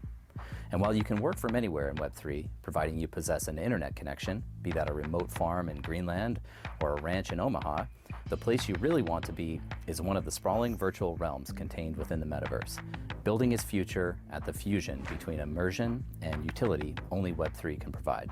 A smart man made the argument that the next big thing will start out looking like a toy. There are a couple reasons for this. New You technologies consider begin by 30-minute undershooting rounds human for the needs, next go around. leading those who experiment with them to be 30 considered minutes? nerds and the tech itself to be grossly Well, we've already Toys are fun, advertised it fun was is going to be an desirable. hour, so we're kind of Games stuck release with that now. dopamine when challenges Not are for the top two, but I mean, if we providing have a trigger another tournament response, sometime. which makes The the Oh, issue user with yeah, 30 that's minutes right. is you're going to have a develop lot of tenacity. people that go the whole time. Gamification saturates If they go the whole almost time, every it's just element who of your has on-screen life, even if you aren't immersed in Battle Royale. Let me give you some examples you may be familiar with. The buzz you get when your screen flashes with a match on Tinder. That's not love, that's gamification. Your Uber rating and how it enables you to access better drivers and faster service, well, that's gamified as well. The makers of Web 2 applications, vying for your service and your data, realized that gamification motivated consistent participation and long-term engagement in their users, and so embedded game elements into each and every point of industry. The makers of Web 3 are doing quite the opposite. Rather than embedding games into each and every point of industry, we're embedding each and every point of industry into our games, building new bottom-up businesses, prioritizing restlessness and equity from what results. Why now? Well, the transformation of games from toys to sources of income has been facilitated by a combination of technological and sociological shifts, which are still in motion. In order to make an economy work, you need three things: demand, supply, and payments. Within the Web 2 ecosystem, these existed with demand coming from billions of internet users met by supply from mega corporations who pulled on user-generated content and user data for profit. In the world of Web 3, you don't have to be employed by traditional players to make your living, nor do you need to live in a major financial capital or have a Harvard degree to thrive, to participate in the economy of the future. All you need is your computer, your console, and your curiosity. And smart money is taking note. Technologies which facilitate distributed routes to working payments and ownership received $4.5 billion in funding last quarter. Similarly, immersive worlds accelerated by adoption of AR, XR, VR, and more powerful GPUs and lower latency technologies are estimated at $160 billion. These culminated in more ways for people to participate in the virtual economy and better experiences while doing so. The routes to the new economic worlds we are so intent on building. For a world emerging from COVID confinement, where the time spent gaming increased by 39% globally, and remote work in all its forms became the norm for millions, to return to the office was no longer desirable. So why not move to the metaverse? While different modes of production exist in games, they will come to fruition in what's known as the metaverse, defined by investor Matthew Ball as an expansive network of persistent, real-time rendered 3D worlds and simulations that support continuity of identity, objects, history, payments and entitlements, and can be experienced synchronously by an effectively unlimited number of users, each with an individual sense of presence. Now, if you combine the technological acceleration we're experiencing with the sociological needs of a digitally native population, you get the blossoming meta-native industrialization that we as Star Atlas are working to build. A proliferation of in-game assets to own, rent, and buy, combined with means of participation, socialization, and self-expression, all manifesting in the digital realm, has led to entirely new economic models. And we characterize these into three distinct buckets: identity, participation, and ownership. The identity economy refers to how we present ourselves in virtual worlds, the tools and tendencies attached to our digital existences, spanning everything from avatar creation mechanisms to virtual fashion and the roles we will play in the digital realm. The participation economy is the pinnacle of workforce democratization that began with web, to where the metaverse informs how people conduct their jobs in physical, hybrid, and fully digital modes, all through decentralized means. Finally, the in-game asset economy relates back to assets we own in the virtual space. Everything from digital land and virtual currencies to NFT-based assets involved in gameplay and markets. In our case, colossal spaceships, plots of land on space stations, and countless additional digital asset classes. When it comes to Star Atlas, all three of these intersect to create a fertile metaverse-native economic system. Within Star Atlas, each one of the meta-native expression mechanisms merge together to create our wider offering. Openness. Our Web3 native dev kit powers our open permissionless marketplace and aligns the incentives of helping the players and the publishers. Through blockchain technology, decentralized marketplaces rise up that can facilitate exchanges for virtual assets. These markets are not owned by any single entity, and their growth potential is boundless. Technology. This model allows for fully programmable, non-fungible tokens that can be used to represent a digital good or service. These non-fungible tokens play a large role in blockchain gaming in the form of characters, weapons, or skins. Their counterpart, fungible tokens, serve as currency and provide a medium of exchange in-game. NFT ownership is traceable and tradable, and NFTs are easily exchanged on open markets. And while a game publisher can set a virtual economy in motion, only players, through their ownership of NFTs and other tokens, will determine the direction in which it grows. Identity. Within the Star Atlas metaverse, players elect their roles within economic microsystems, interacting with our intergalactic race, each with their own unique history and cultural backstory. This will be integral in forming connections between senses of self and a variety of lived meta-native environments. Participation. Our vision outlines over 20 professional roles, ranging from bounty hunters to CEOs, from scientists to generals with their own workforce operating within specific ships. In time, we see our world powering new economic models which span the world outside Star Atlas. Here we envision players, or decentralized autonomous guilds, being supplemented by traditional capital providers to help shape their gameplay assets. The base of the Star Atlas economy is mining, but we are already seeing a future emerge where our in-game mining assets, such as ships, are in themselves becoming a self-sufficient in-game digital asset class. What's more, in meta-native domination, we have planned for land construction, entire space cities, and microeconomies springing up, with possibilities limited only by your own imagination. As the metaverse evolves, the technologies at our disposal will be integral to the direction it develops and platforms on which it can be experienced. Specific technologies stand out from the crowd and serve as building blocks for the metaverse, and Star Atlas is a key component of this future. Specifically, VR and AR, 3D scanning, in-game NPCs that use artificial intelligence, and the Unreal Engine. Such technologies enhance metaverse experiences and interactions between digital and physical, guiding the direction and acceleration of the virtual economy. This is the time and place where the lines of different ways of experiencing reality begin to blur, one in which Star Atlas has proven itself and will continue to prove itself as a frontrunner. In closing, at Star Atlas, we are looking to bring entrepreneurs, executives, cryptocurrency enthusiasts, video gamers, and economists into our midst, and we recognize that this is a shift that will happen over generations. Star Atlas is the evolution of blockchain games, and it's also the evolution of games and blockchain. It carries the spirit of garages that game development came from, and the soul of the community that turned blockchain from an idea into reality. Built on the Solana blockchain, using Unreal Engine 5, and because of its Web3 interactivity and use of new technologies, Star Atlas flies ahead of competitors and promises to introduce the world to an evolved gaming industry. Not only are we working to provide the space for the economies of the future to blossom, but we will work to support those within it. Our wish is to enable boundless routes for prosperity, creative expression, and consistent learning within our metaverse and beyond. Thank you all, and we look forward to seeing you in the verse.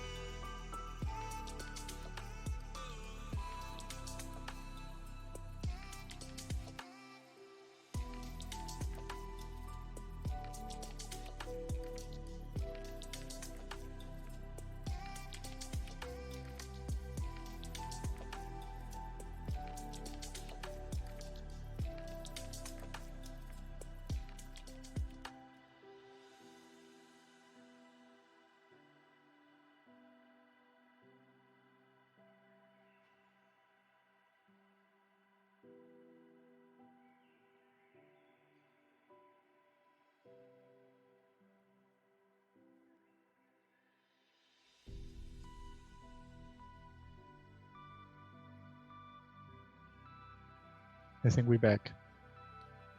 Yeah, I One think second. it just has to show up on Twitch.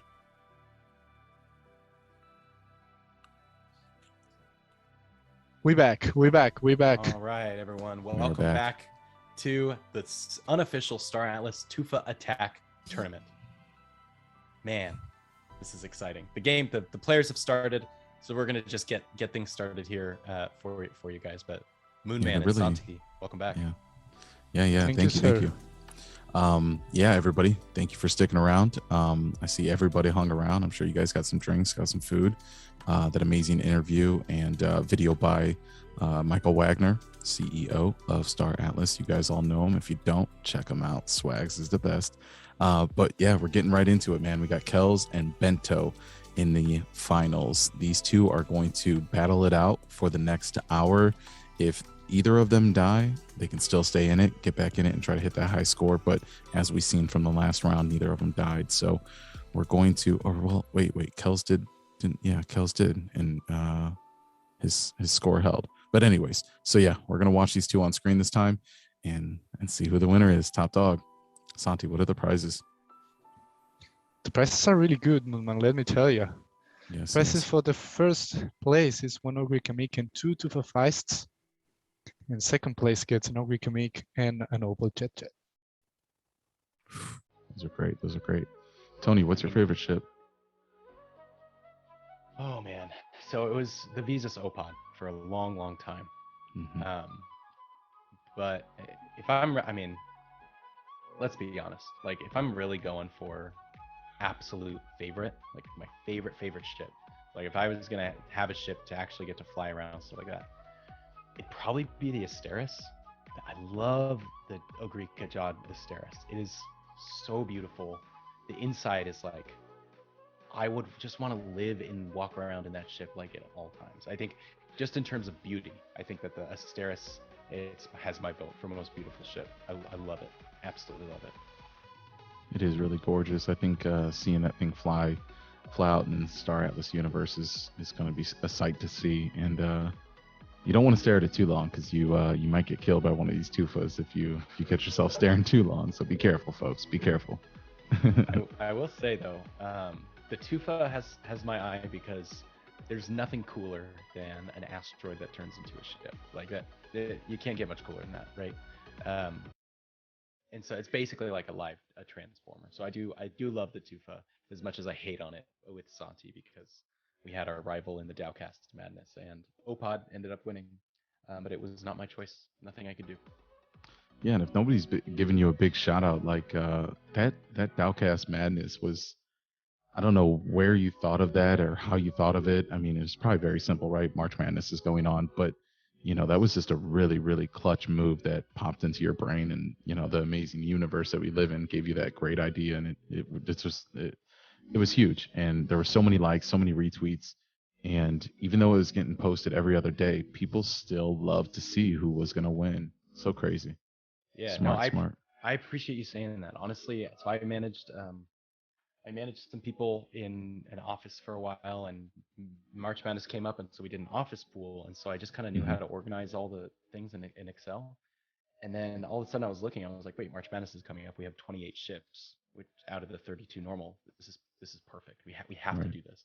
So it was just like it was not a choice. It was way too much work. It was so hard because I didn't have any money to automate any of the systems, right? So I did all the counting and scorekeeping by hand. So it was pretty tough. But I do want to point something out here. Kel is in the lead. Let's talk about the game. Can we talk about that? Like, Kel has in the lead right now. He's in the lead right now. He's coming out guns blazing. Sure is. He sure is. He's got a big tooth on his screen right now. Does he have guns shooting from the back? Has this been happening the whole game? It has. Yeah. But it's so I mean, you never see it in the crossfire because it's just so much madness. But all the green. Yeah. I'm pretty sure I never knew that. Pretty sure I never noticed that. Literally guns coming out of the back. That's amazing. Yeah, and for anybody watching, the green is wild. Always our character. So you just keep an eye on that. Makes it pretty easy here. Yeah, Bento's fighting this big old Tufa. Yeah, he's got the big boy here coming in. I'm Yeah, sorry, this is gonna be Kel up by over 1,000? Yeah, he is. He's getting a good start. About 1,200. Come on, Kel. And he's climbing fast. He's climbing is. fast. Bento's really having a 3,400. hard time with this big Tufa. We'll There he see. I mean, goes. obviously, now he's up at 3,000. He defeated the two. Mhm. He's only 500 behind, I think, a little less than 500 behind. Mhm. So time will tell with these guys. But Yeah, well, and that was the thing in the beginning. full In the hour. beginning, we were jumping so many different streams and checking out so many people. We really didn't get to see what their early gameplay was, and maybe that's just how Bento plays. Maybe he's a long game type of guy. But jumping so many streams, I didn't get to see what these guys' early gameplays were. Yeah, But now we're getting to see it here. So we got Bento. He's about 400 behind. He's Mhm. doing his micro movements. He's just avoiding all shots fired. Man. Okay. Well, I have to say that Kel's was also loaded up on the mega shots. Check that out. Dude. I mean, this guy's packed, ready to go. I do want to He's give a really quick, coming out for that first place. a quick recap for all those, all those of you here on Twitch with us. We got Mhm. 83 people here from the Star Atlas community watching this tournament, and not all of you guys were here for the last tournament. The last tournament was insane. So we had Bento, who was the current champion. His highest score, I think we said, was 210,000, which that's unheard of. That's insane. So I don't think that we can expect Bento to die in this game. I think that if Kel is going to win, he's going to have to play to the end. I think that's pretty apparent. But in the last round, this full hour that we had of 25 contestants, we had Bento leading the charge, and then we had Kel was close behind him. Man, there was somebody else. Kel was close behind him, and then Romano. he died. Yeah, Romano. Kel died with about, what did we say? About 12 minutes to go. It was about 20 minutes. It was it quite 20 a bit. minutes? Yeah, it was like 20 minutes, and he had like That's right, that's 87,000 total. Yeah.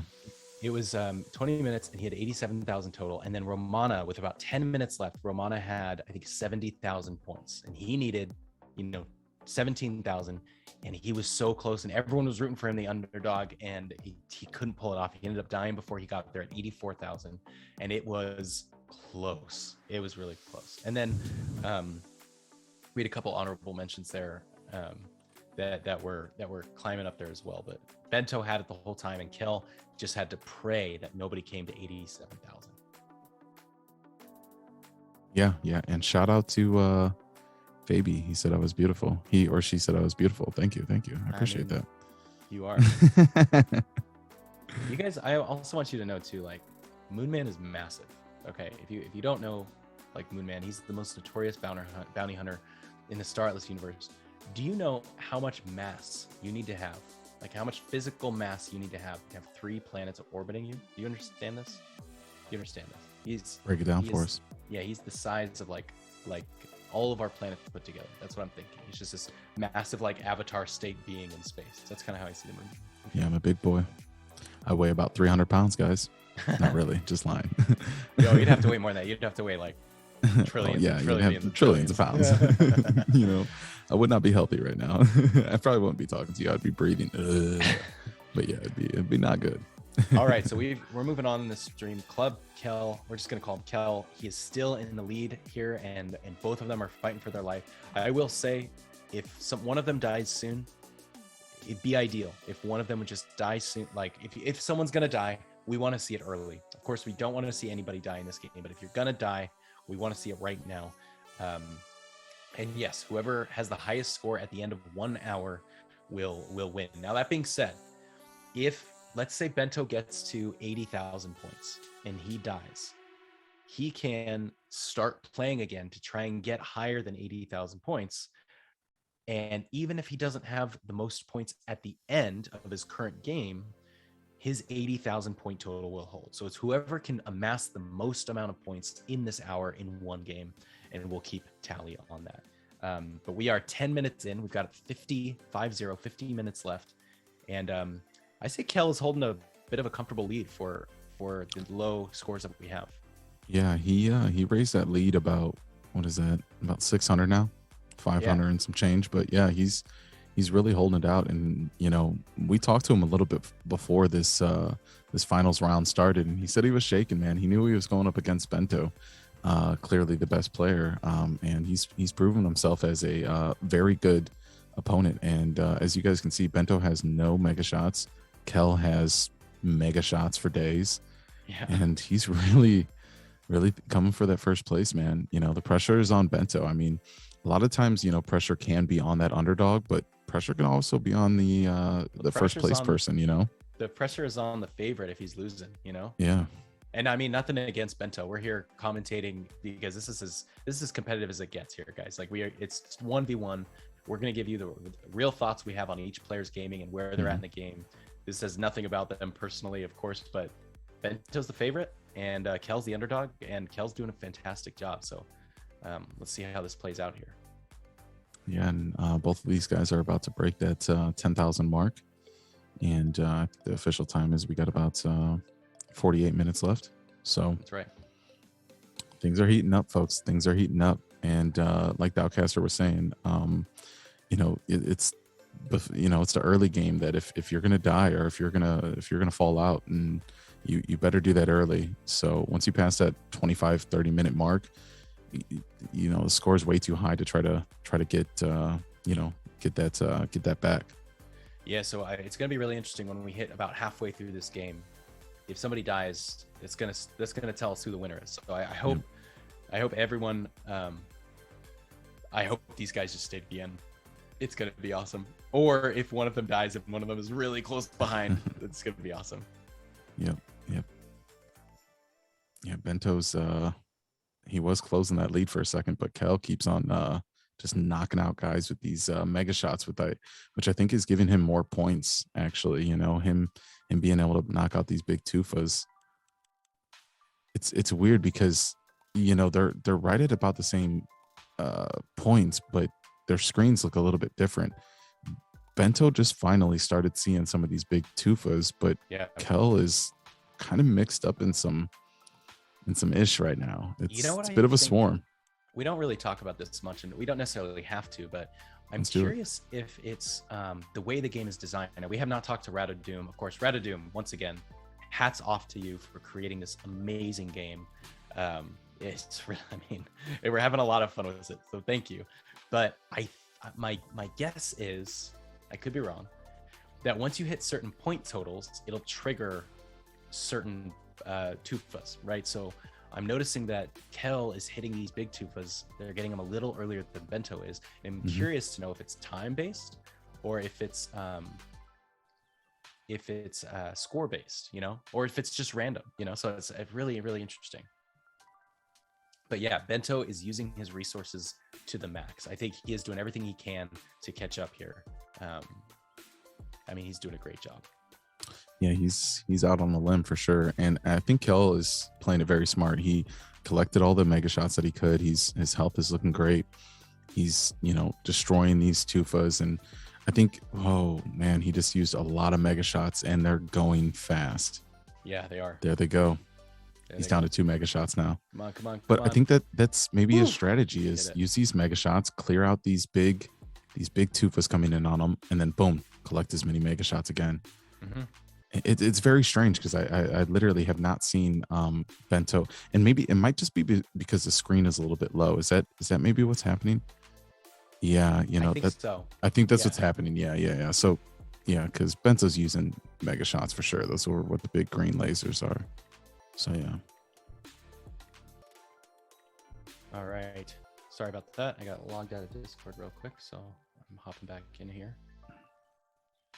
Oh, lovely Discord. We love you so much. Benny, if there's any way that you can, if you're listening to this, if there's any way that you can maybe shrink Bento's screen just a tad bit so we can see those mega shots. Same way we see Kel's. Yeah, I think that's what was kind of confusing us, Tony. Oh, okay. Yeah. Sorry, I apologize. I have to log back into Discord. No, you're fine. You're fine. I can get right back. Everybody in chat, let's see who do you guys want to win? Let us know in chat. Type the names of type the name of who you're rooting for. Let us know. There we go. Perfect, Benny. Thank you. There we go. Okay. Bento's like, what are you guys talking about? I have plenty of hot dogs. Let's go. Argentina versus Germany. Is that what's happening? Okay. Unbiased. Take okay. it. Go underdog. So that's 2 for Kel. We got 1 for Bento. That's 4 for Kel, 1 for Bento. Oh Okay, man, we got a back. lot of people going for Kel. We got a lot of people going for Kel. They want to see the underdog take it. Underdog. So It's a Rocky Bento right Balboa now, moment. Bento is at 19,900. He's gonna be at 20,000 here soon. And Kel is at 20,200. Guys, this is really It's close. It is getting there. That My gap goodness. is closing. My goodness. You got 45 minutes left.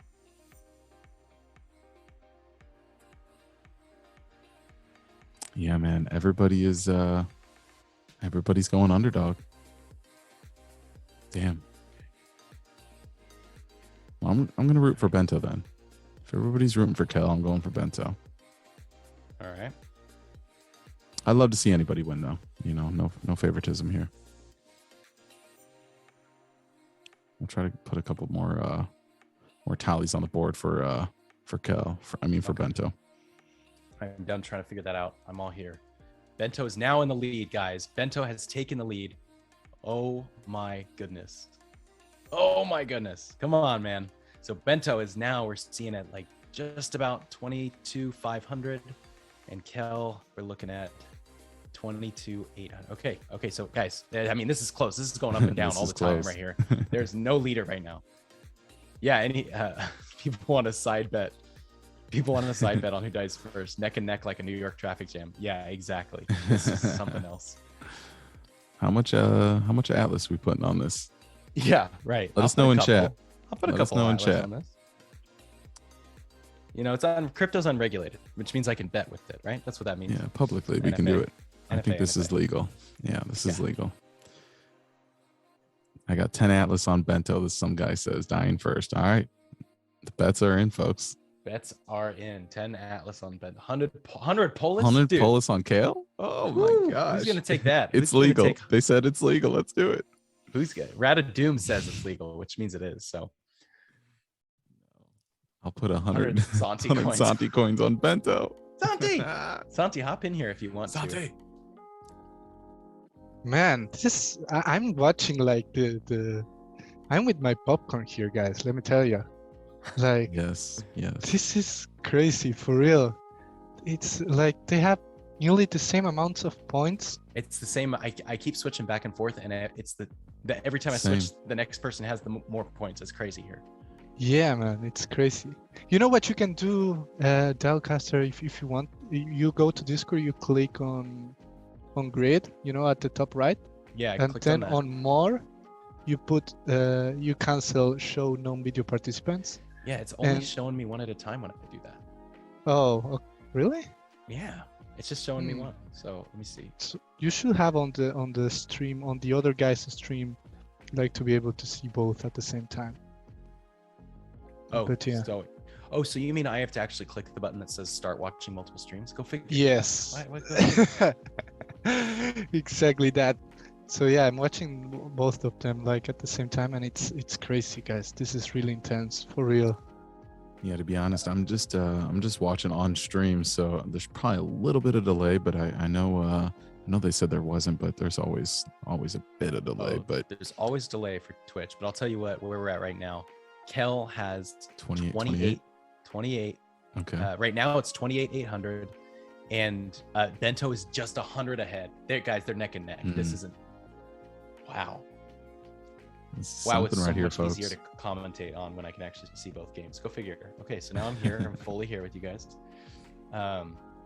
So what do you guys think because there's gonna be a lot of stuff we can do in Star Atlas, right? So once Star Atlas comes out with their full game, we're gonna be able to have races.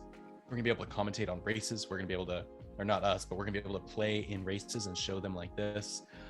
It'd be really cool. This is not an official feature request, Santi, but it'd be really cool if whenever somebody held a race, there was like a role where somebody can hop into maybe a ship that's, I don't know, super fast and indestructible that can like have a camera on the leaders, or you know what I mean? Mhm. Like, or in battles or something like that. Can you imagine Yeah. an Like indestructible the ship that's caster like, view.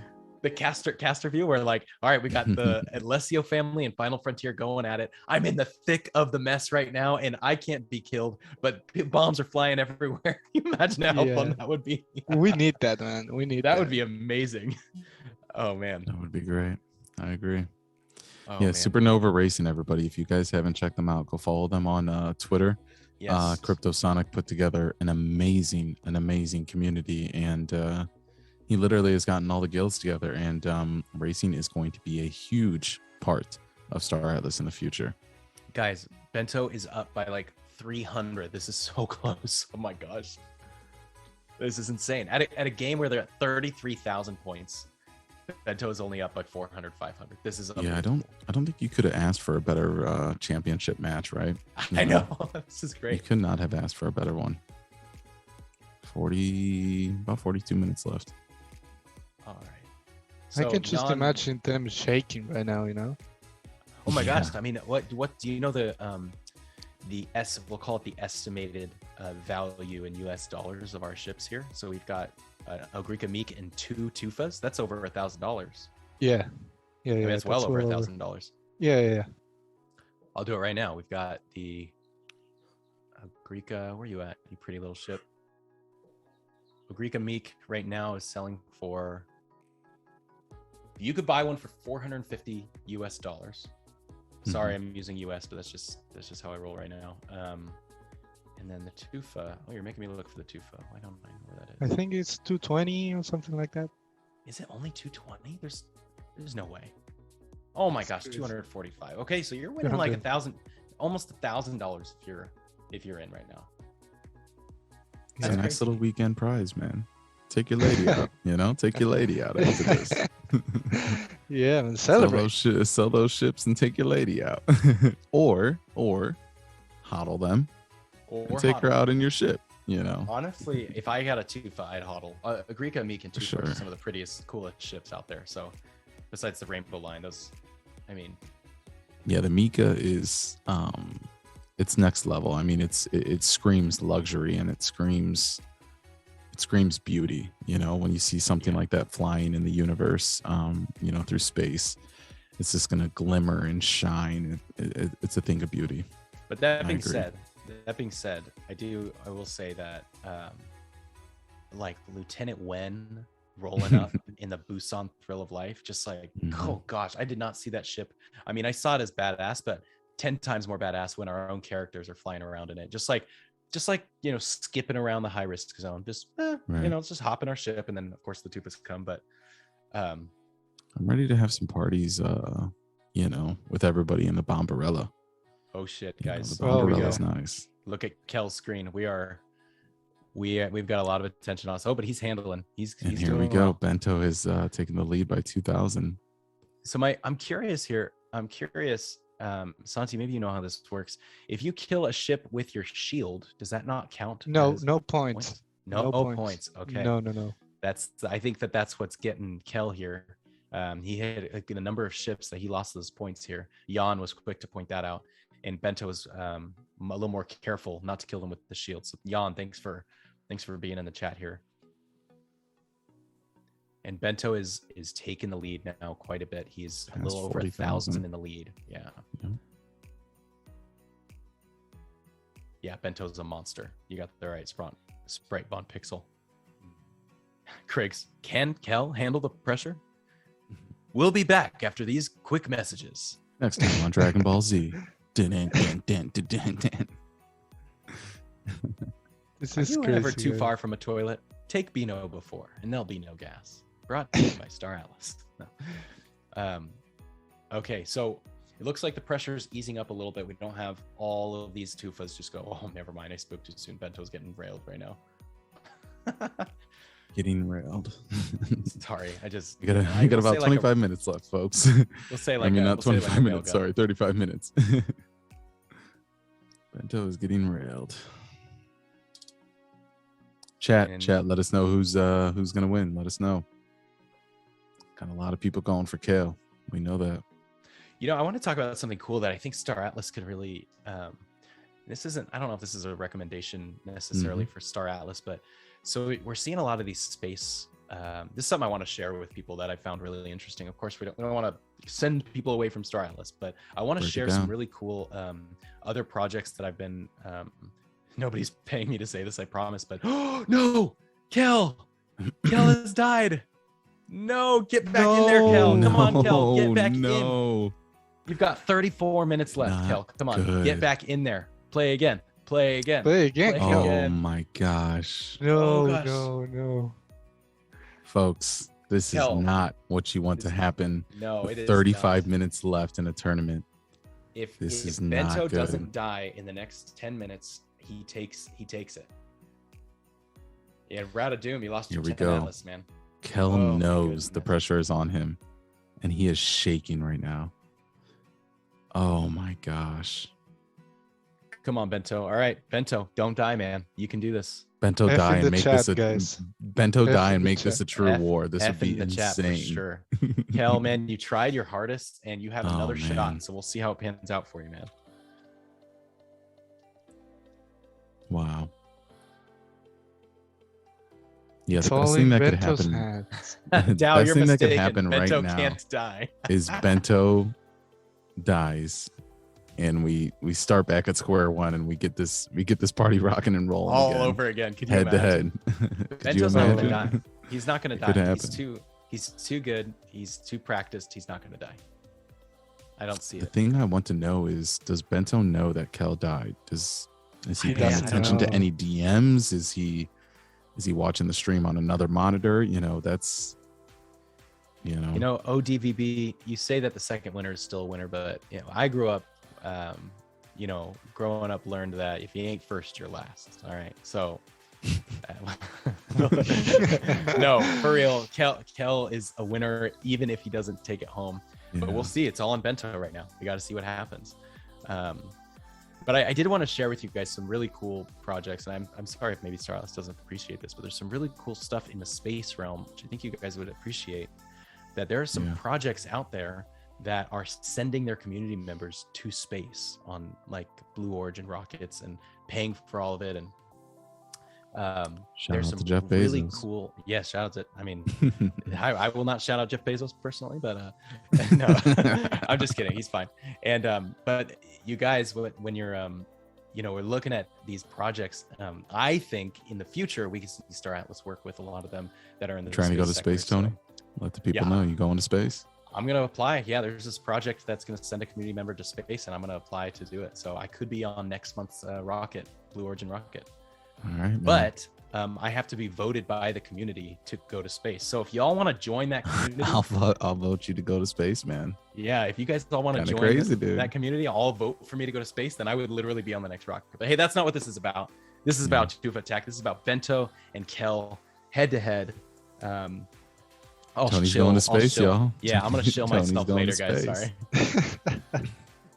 I will shill myself later. But anyway, I just want to do it to a quick side, because the reason why I was saying that is there are some projects out there that are they're real projects with real utility, and they're out there. But unfortunately, 99% of them are not. And so I just want to encourage everyone to do your own research. Just a quick Dior.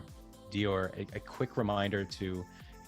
They're like, if you trust me, if you trust Moonman, if you trust Atlas Theory or Metaverse Explorer or all these other, kind of content creators and things that people are diving into these projects, if you trust them, then great, find someone you trust, but do your own research. And, because if we learned anything this week, we could get into something that blindsides us all. So one, when you're looking at other projects, do your own research. Two, if you guys need any resources after this week, if you guys are feeling like, you lost too much money, things aren't really worth it, you're really considering just making rash decisions, maybe with your finances or yourself or anybody else around you, we are here for you guys. We know it was a really tough week. Santi has tweeted out a lot of resources, phone numbers, communities. The whole Star Atlas team is obviously here for you as well as Moonman and I. So we just want to say that real quick, that we feel for you guys. We are in it as well. But we're going to move forward in this community that we have, the Star Atlas community, because look at us. We're freaking playing a gaming competition the week of the biggest crash we've seen in recent crypto. So congrats for all of you guys that are here with your spirits up. And thanks for joining us today. Really. Yeah, I would just like to say I lost $20,000, $22,000 on an NFT last year. It happens, baby. It happens. Yeah. Welcome to crypto. My biggest rug was, I think, sure to get your 40K. mind right. It's just like not ideal. Yeah. Trusting crazy. a stranger from the internet. The best rugs were promoted by influencers. Absolutely. That's why I say, don't trust everyone. You know what I'm talking about? I mean, a lot of people trusted people who were pushing Luna, and nobody would have guessed. So, okay, we're done talking about that. We are here in Tufa Attack. We just want to let you guys know that we're here for you. If you Santi! regarding this week. Someone just said in chat, Santi! Yo, who made that? We're trying to 'Cause get. that's the best. Go ahead, You know Santi, what? sorry. What's the weirdest thing about that meme? Mhm. Nobody created it. Like nobody from the Star Atlas community created it. I think It was if you already a type thing? Yeah, if you type was already- Santi that's amazing. in tenor, you actually found that. And I know. Yeah. Yeah, and it wasn't us. Like it Oh my was God. all organic from Yeah, the that's tenor the best. community. It must have been the community, you mean, that made it. Yeah. Okay. But so we're we've trying to get got- RatOdoom here. We're trying to get RatOdoom, Tufa Attack Yeah. creator. Dude, I'd I'm love not to sure get if we that. have him here. Yeah, we have Rat. Rat, how are you, Rat? Hey guys, how you doing? Dude, Yo, welcome. RatOdoom. How are you? I'm good. I'm loving watching this, dude. You have no idea. I can't Yeah, how does imagine. I mean, from your eyes, this must be awesome. Yeah, how does it feel to see that the Star Atlas community and the team has really embraced your game so much so that all these people are playing, all these people are tuning out to, see it, and then we even heard a little bit of alpha that Tony dropped, or no, it was Santi said that Michael was pushing him for this tournament to happen. How's that feel, man? It's been like a dream, man. That's all I can say. It's just, I'm so happy, so excited. How'd you Yeah. come up with this game? Yeah, man. Yeah, tell us how it all started. Well, I've always been a fan of top-down shooters, actually. Like, I got a long history in them. I don't know how old you guys are, but the first one I ever played was 1942. Wow. Oh, Never yeah, played that's it. back there. Nice. Yeah, 19. That was an old one. It was good stuff. Kind of like a side scroller, but a up to down scroller. A lot of fun. Yeah. Wow. And then Ikaruga. Ikaruga is by far one of my all-time favorite games like this. Such a sick game of all Such- this. And then you just got into building them eventually. Yeah, Or is no. this yeah. So that inspired you to build, and you've been building for a while? Yeah, so I initially started looking into design and building and things like that probably about 10 years ago. And then a lot of life happened. I had to do a lot of things, a lot of crappy know. things happened, Yeah. And then I picked it back up one day, and I just happened to bump into Sprite randomly. I can't even honestly remember where we met specifically. It was in SA for sure. Mhm. But what led us to decide to make a video game, I don't know really what led up to that, honestly, but I couldn't be happier about it. That's for Of sure. course. I think I remember how it happened. I saw it was the craziest thing ever. We were with the guys, we do the community team calls with Diego, Dominic, and all the moderators. We do some calls every week, and we were speaking, and we said, you know what would be cool? If someone created a mini game and we do a tournament or something like that. And literally when we were saying that, we saw Rat in general chat posting, hey guys, I'm doing a mini game. And we were we couldn't believe it. It was for real. It's for real what I'm saying. We were in the call saying that, and Diego comes to us. He was checking general chat and he says, hey guys, RatOdoom just posted about creating a mini game. And we were, oh no, this can't be real. We were just speaking about it. So I don't know if you you met Sprite before that, but I know that we were speaking with Sprite, and he was telling us that he basically knows how to do sprites for games. So we said, okay, let's connect Sprite and Rat and see what happens. And I think it went kind of like that. Well, I'm thankful for it either way. There's no other way to put it. Like, I think this is going to be an amazing partnership between the two of us, and hopefully a few other community members when we find the right fits, of course, too. Hey, Rad, you mind if we ask you a little bit about kind of the game mechanics here and kind of what we're looking for in strategy? Oh, absolutely. I'm more than happy to provide any input on that. Yeah, break it down for us. So far, we've we obviously know from playing the game and from asking, like talking with Santi and things like that, your shield destroys ships, but it doesn't give you any points. We also know that you can have this shield, but how is he able to have this shield the entire game? Does this just mean he's just constantly running over the shields and it keeps like rejuvenating him, or is there a way that like tells him that his shield may run out? Kind of what's the mechanics behind the shield here? Well, to be fair, I debated a long time on having like a timer or something like that to indicate with the shields. But as I went through testing more and more, I started to realize that it was becoming second nature to when the shield would be getting close, basically. And I kind of felt like that added a level of difficulty, and it allowed people to showcase their ability to, think outside the box, to show their skills and their mental abilities, Sure. And so really that's what it's boiling down to, is the number of ads that are here. He is able to maintain enough drops to where he can get close and then grab another one and then get close again and then grab another one and then so on. Got it. And with Bento right now, he's not even concerned with getting a high score. He just needs to stay alive, right? So he's just looking for these shields, and that's probably his main priority right now. Yeah, oh yeah, absolutely. That if he doesn't hold on to his to this game for a certain period of time, I'd say 20-minute mark on close, he would be unreachable, basically. At that point. Yeah, I'd say at this point it's pretty much over for Kel. I mean, he hasn't even reached a 15-minute period of time since he died. He hasn't even reached 10,000, and Bento's really taken off. Yeah, Tony. No, I was just gonna say, RatOdoom, you created the game. What's your high score? My high score, well, keep it a secret. Don't tell us. Be a phantom in the. Or you can tell us what the highest score that has ever been played on this game is. I'm assuming it's the 210 from Bento, but yeah, Bento achieved 210. He is by far the top player, and as far as it goes, I mean, I've pulled like 23, 24 top end before in testing and whatnot, but that's about it. After modifications and release and everything, I haven't really exceeded 13 or 14, honestly. Got it. Wow, so this is pretty. What's this is impressive then. What's the future for Tufa Attack? There's a lot, and yes, it is impressive. You're correct. There's a lot we want to do with it. We have another level in mind. I figure this is a good place to leak it.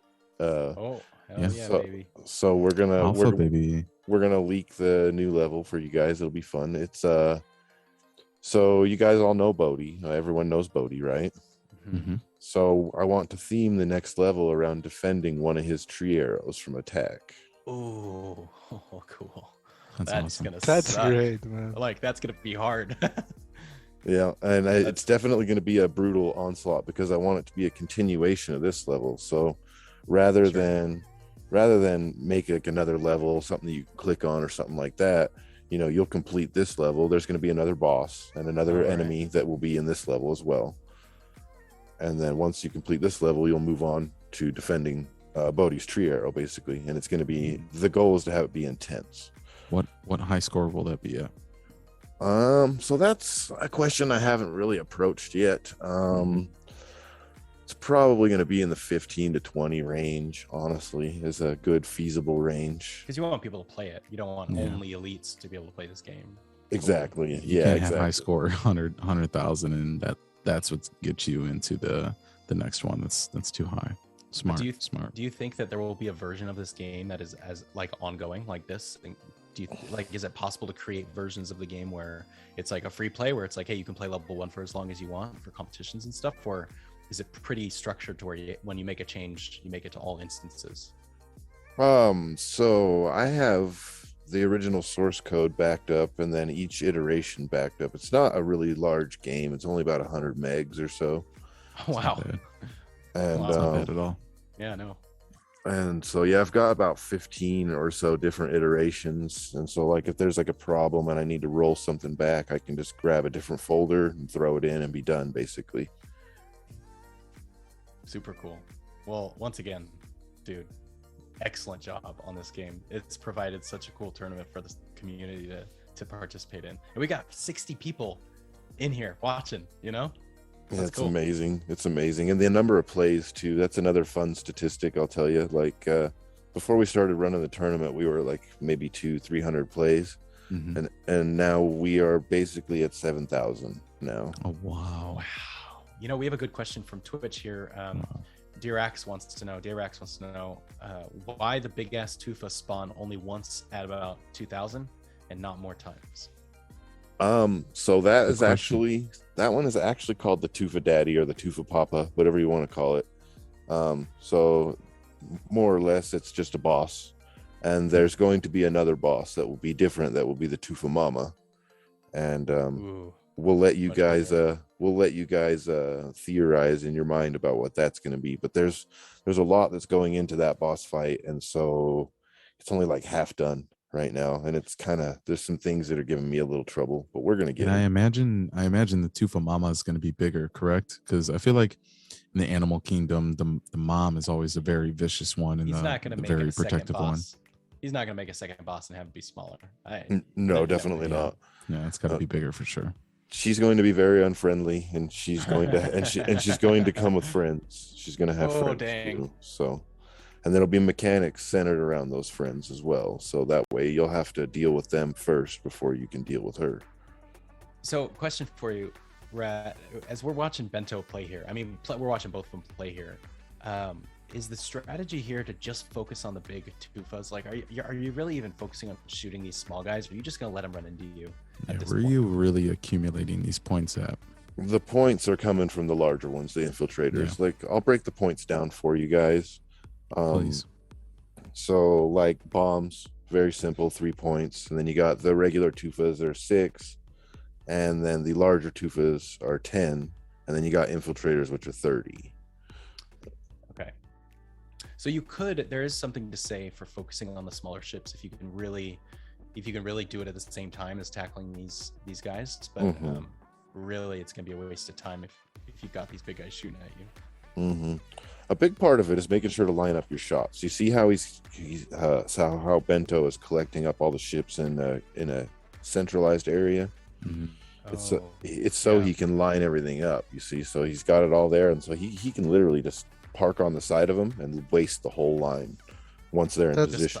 Just like he just did. Wow, that was that was literally what you were describing, and he's doing it now. the main difference between how Kel and Bento play. If you see, like, Bento lines up all the Tufas, like the infiltrators. Got about 15 minutes left. 15 minutes left, folks. So it's looking like, and I'm not going to call it, of course, to the end, but Bento is going to take our first place slot. It will be impossible for Kel to reach it, but just even watching them is incredible. I think what we're seeing here is Bento trying to beat that first time that he put in on the first round, and that's really the goal here. I'm sure he's set for himself. What was that final 116, 117, something like that, right? Okay. Correct me if I'm wrong, somebody.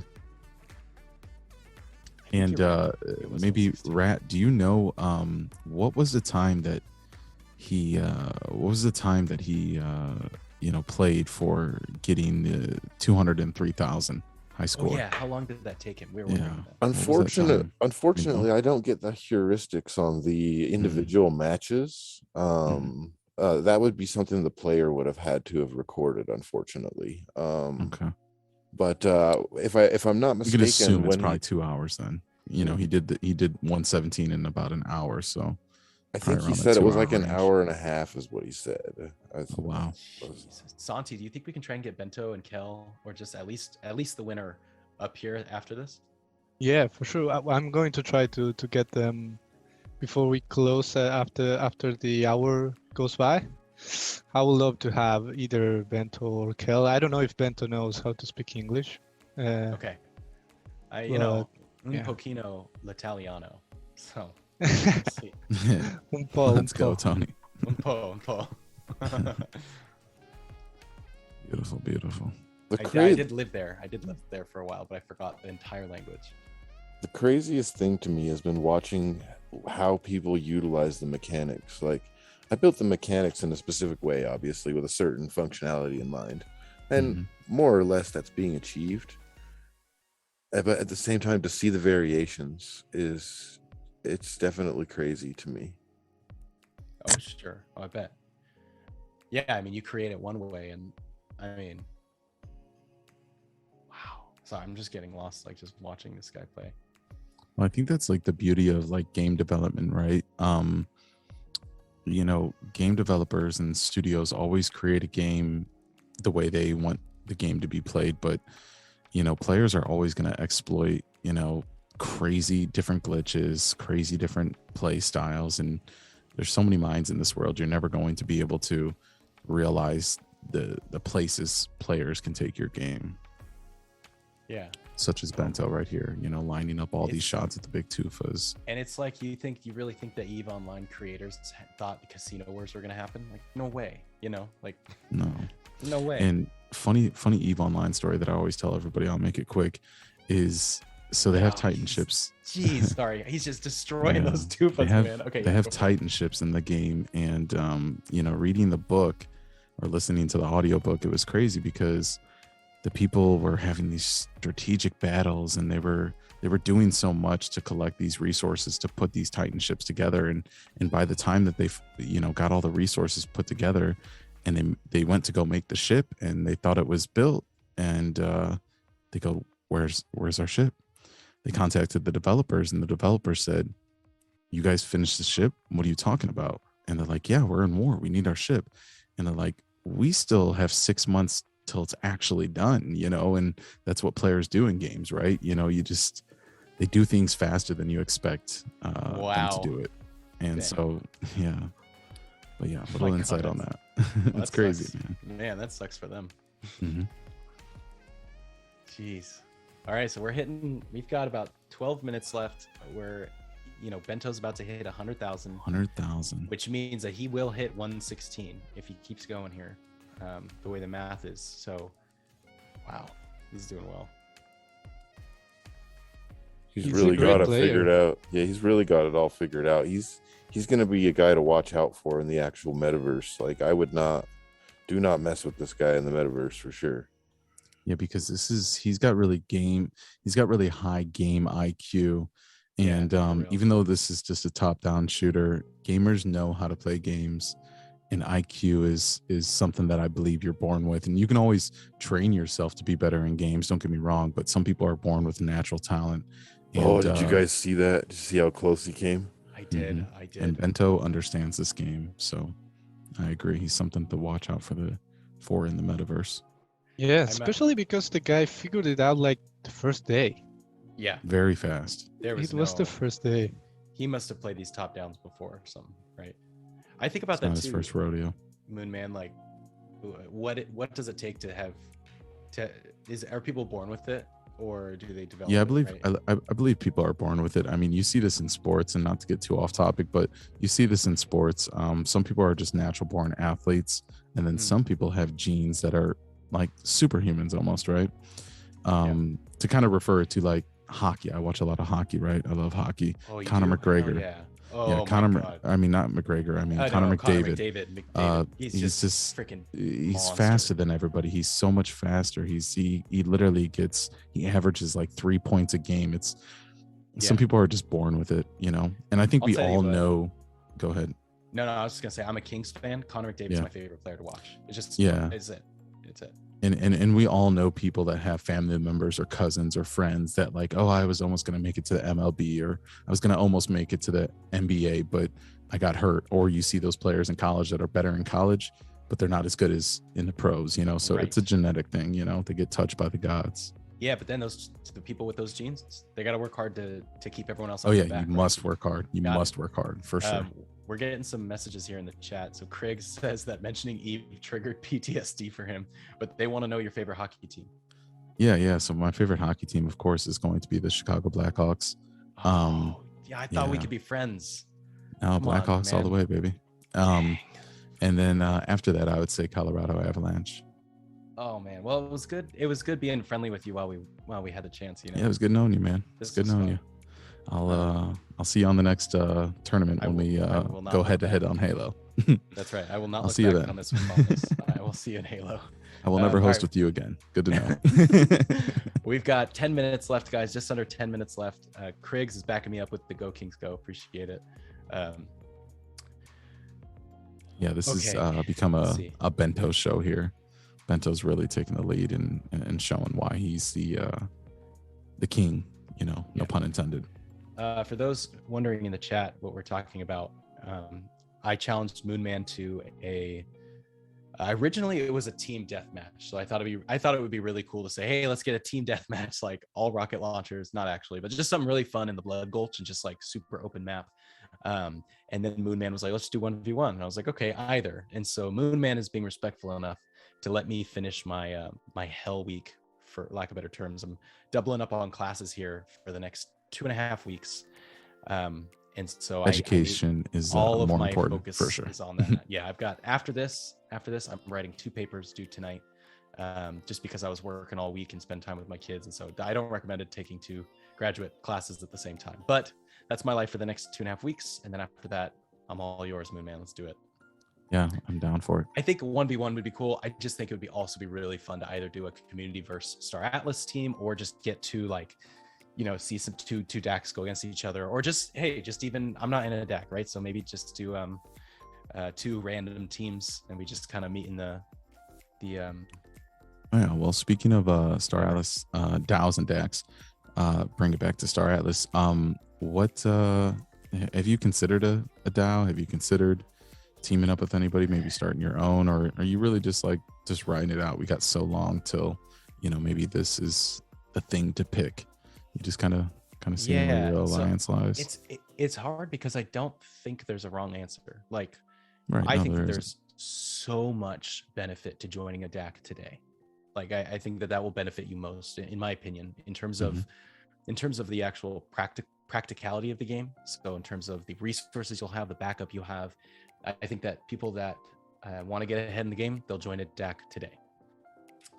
That being said, and you know this, we've talked about it, I really respect your decision to go for to help form Final Frontier, because honestly, it's an amazing DAC, and the opportunity to form that amazing of a DAC, you don't pass that up.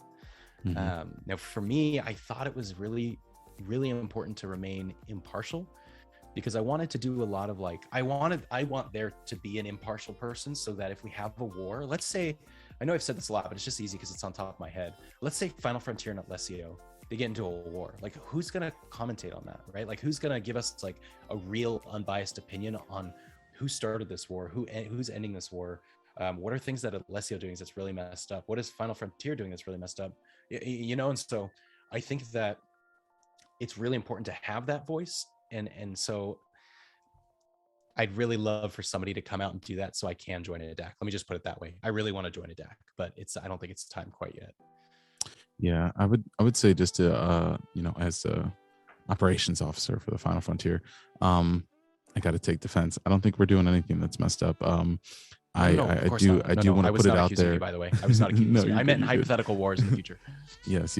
Yeah. No, that could be dangerous, right? The wars are going to get crazy. I can't wait until that time comes. But I would just like to give a big shout out to the Final Frontier. You know what I mean? Now that I'm out here, and we kind of already know who the winner is, Bento. You know, for anybody that pays attention to our front magazine or our Meta Power, you know, we've got a really amazing interview. And I'll leak a little bit of alpha here. Sarah Austin's 30 under 30 on Forbes. She'll be in the Meta Power.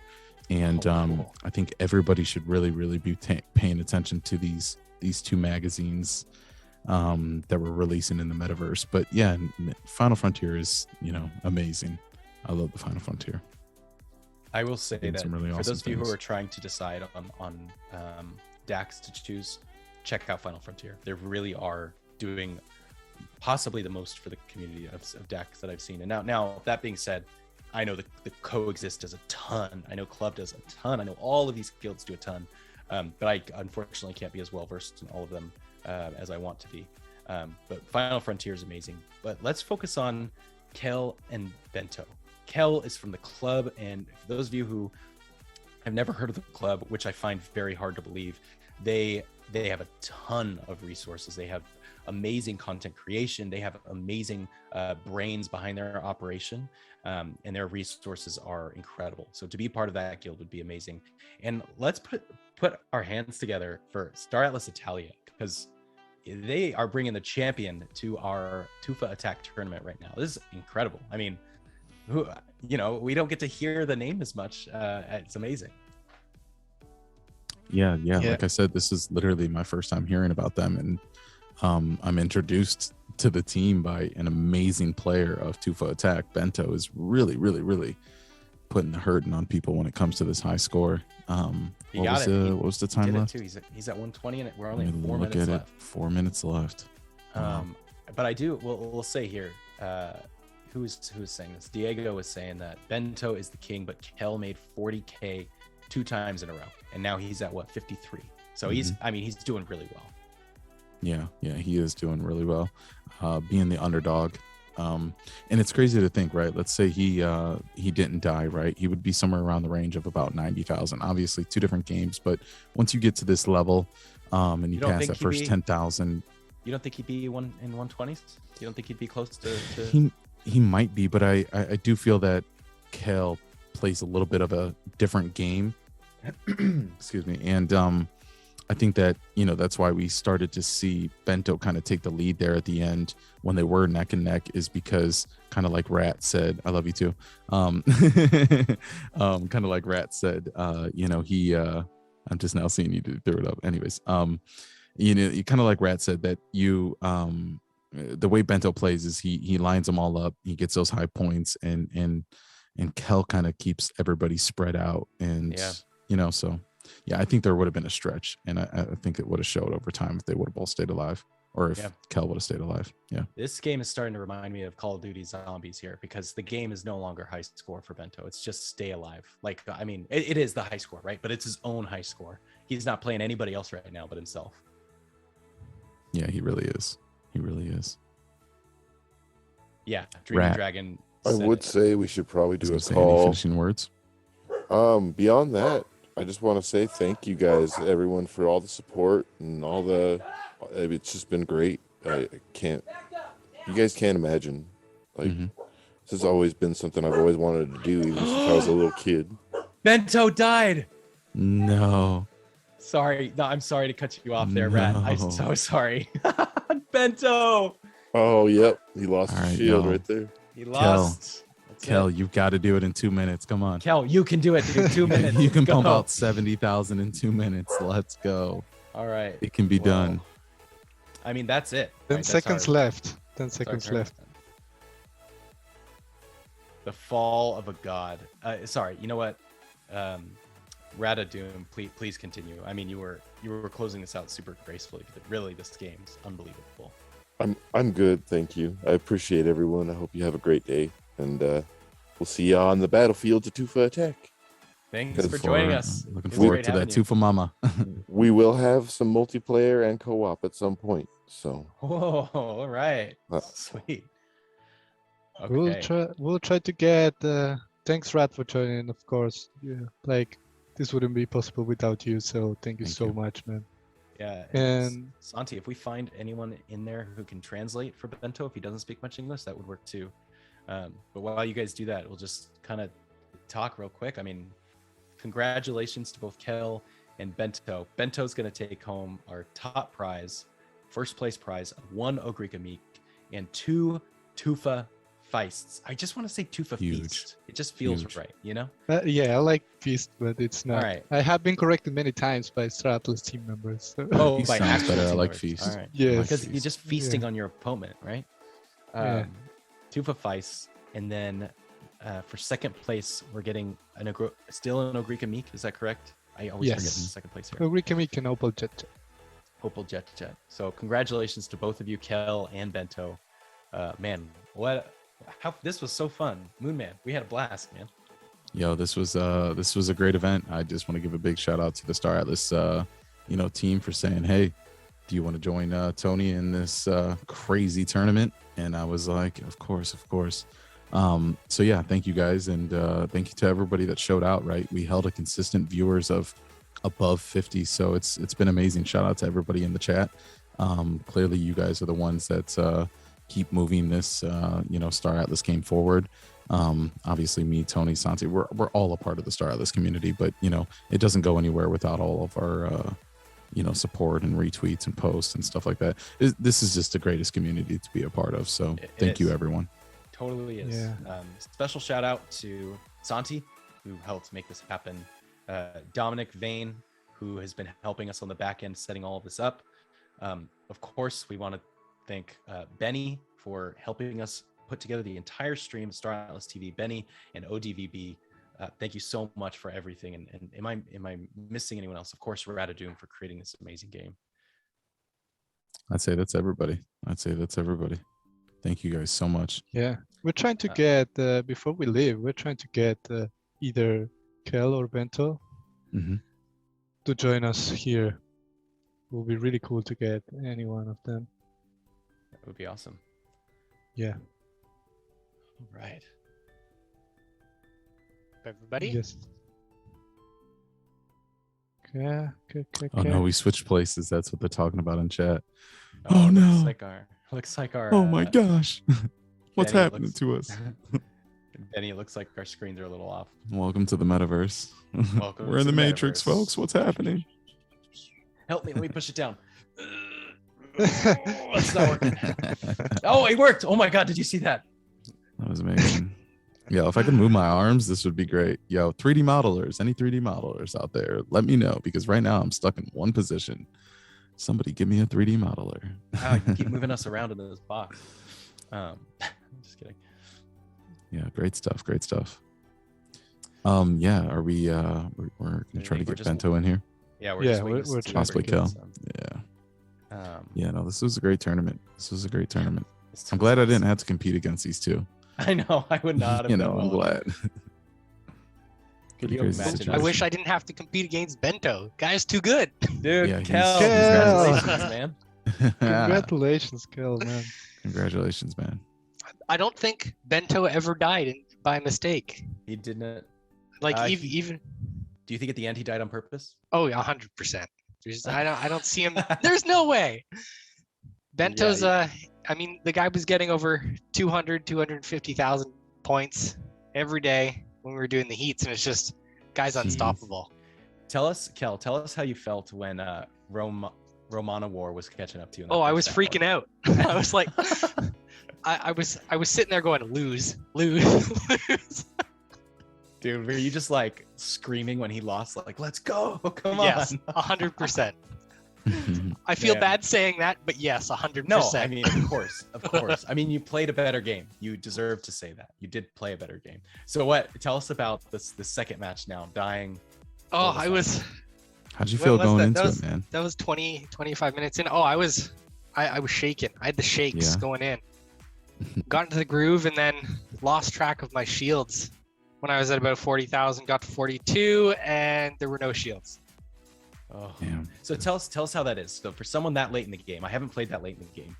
Are you just constantly looking for shields at that point? Is that just your main kind of what's your basically strategy there? Once you get to 10k, the amount of infiltrators that spawn, they spawn faster than you can kill them. And so the infiltrators are the laser beam guys. Okay, yeah. So as soon with them spawning 2, 3, 4, you can't beat enough of them to be able to circle a single 1 or 2 to avoid the beams. So the only way to Okay. survive is to keep a shield up all the time. And then after that, it's just let's try not to kill too many with my shield, right? It's just Yes, exactly. Okay. Don't kill too many with your shield, and keeping track of the order that shields drop, because shields despawn. So you have to keep an eye on the shields, because there are times that you'll see a shield way off in the distance from a mob that you killed earlier, and you'll go Okay. for it and it'll vanish on your way there, and then you're just in the lurch and you're dead. Yeah, you're done. So it's you really need the shields from the infiltrators to drop, and you need to keep your order going, Okay. keep the mega shot up. Yeah, it's- of course. Let me It's ask you. A lot of fun. Let me ask you, Kel. So your round 2 score, 87 something, or I mean round one score 87,000. Was it the highest that you ever reached? No, so for Heat 2 to get to the top 25, I believe my score was 102,000. About how much time did you have? I think that one took like 50 minutes Oh wow. when I did that one. But we had a full day to do it. But that was my first run of the day. Okay. So I Wow. did that one run and that was it. You're like, oh my God, this is it. So I'm gonna go. you've broken 100K before. It's doable. Okay. Oh, for sure. It's once you get in the rhythm, it's not bad. It's a lot of luck, and part of my issue was I killed all of the infiltrators on the screen at the same time. Have you And by played a lot doing of that? Oh, because you can't that means all the shields drop at the same time. And you can't Exactly. time it out. Yep. Interesting. Have you Okay. played a lot of top downs? Is this like kind of your realm of games, or is No, this just actually, something you're really well at? I don't remember the last top down I've played before Oh, this. wow. I think like I played a lot of Swarm as a kid. Yeah, totally. What's your go-to game nowadays? Nowadays, Mhm. oh, what have I been playing? I've been playing Dota 2 of late.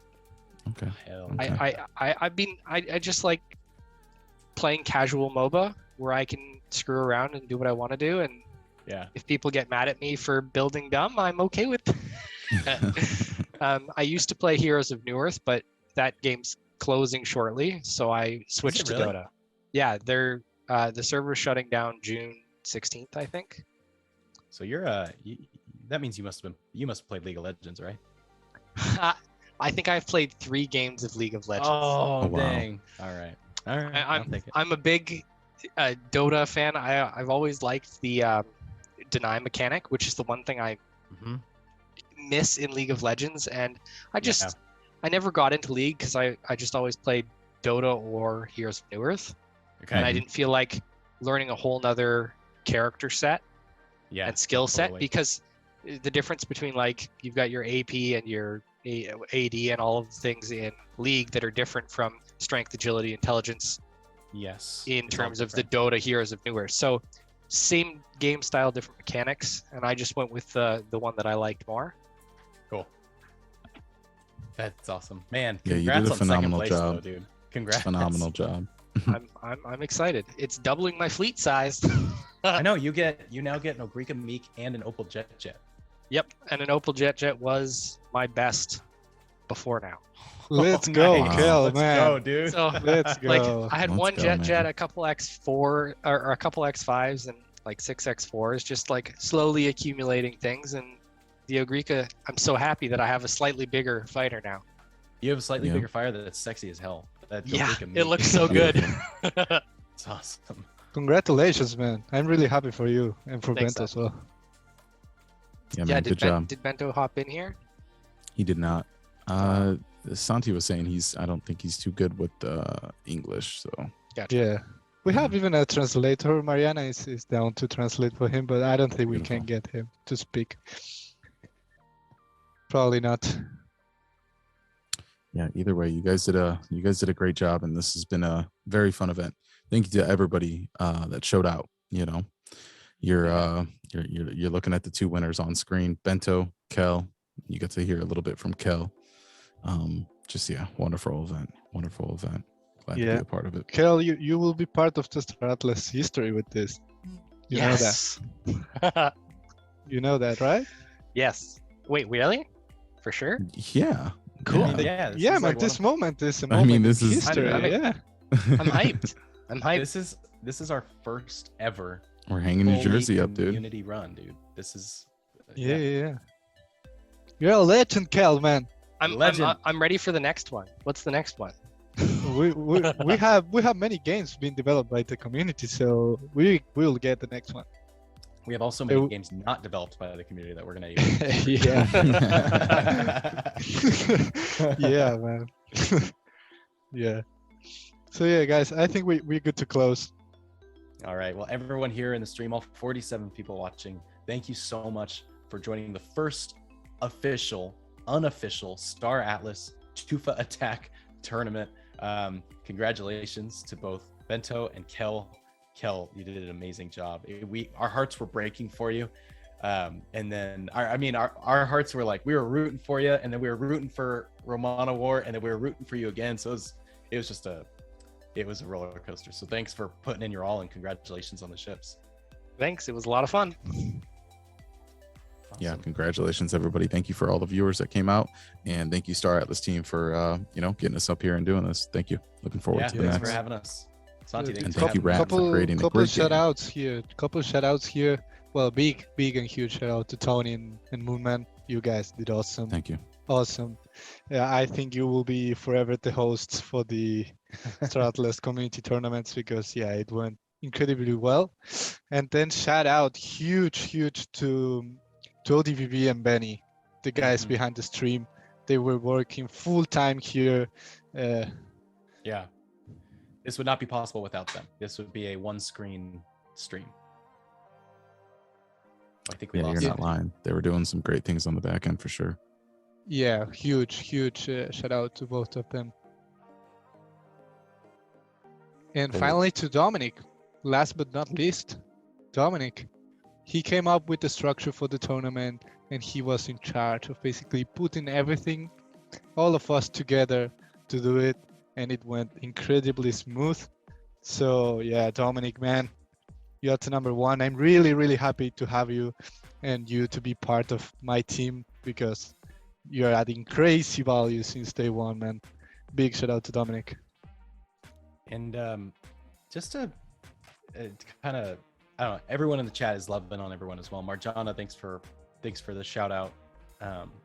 Everyone, I just want to do a quick shout out to the community because first of all, this game has inspired so many different people to create so many incredible things. So thanks to Star Atlas team, of course, Santi and Dominic and everyone there. But the community, like if we were streaming to no one, it would not be nearly as fun. So the fact that you guys are here supporting the top 25 players and watching this, I mean, that makes it all worth it, right? Definitely. 100%. Definitely. 100%. Cool. Well, we'll see you guys in future competitions. We'll probably do another Tufa Attack one. We definitely have a Halo one coming in, we'll say about three or 4 weeks. And there'll be more for sure. That one, though, I will not host. Sorry. I'll be too busy. I will call you. Yeah. All right, Yeah, I'm friends. looking forward to it. I think we're good to close. I'm really happy on how it went. Cool. Again, shout out to everyone who helped. And yeah, this is the Star Atlas community, guys. Next level. Next level. All right. See you guys. Have a good night, everyone. Thanks for watching and thanks for playing. Bye, Power guys. to the Thanks for people. having me. Thank you, everyone. Power to the people. Stick it to the man. There we go. Peace, everybody.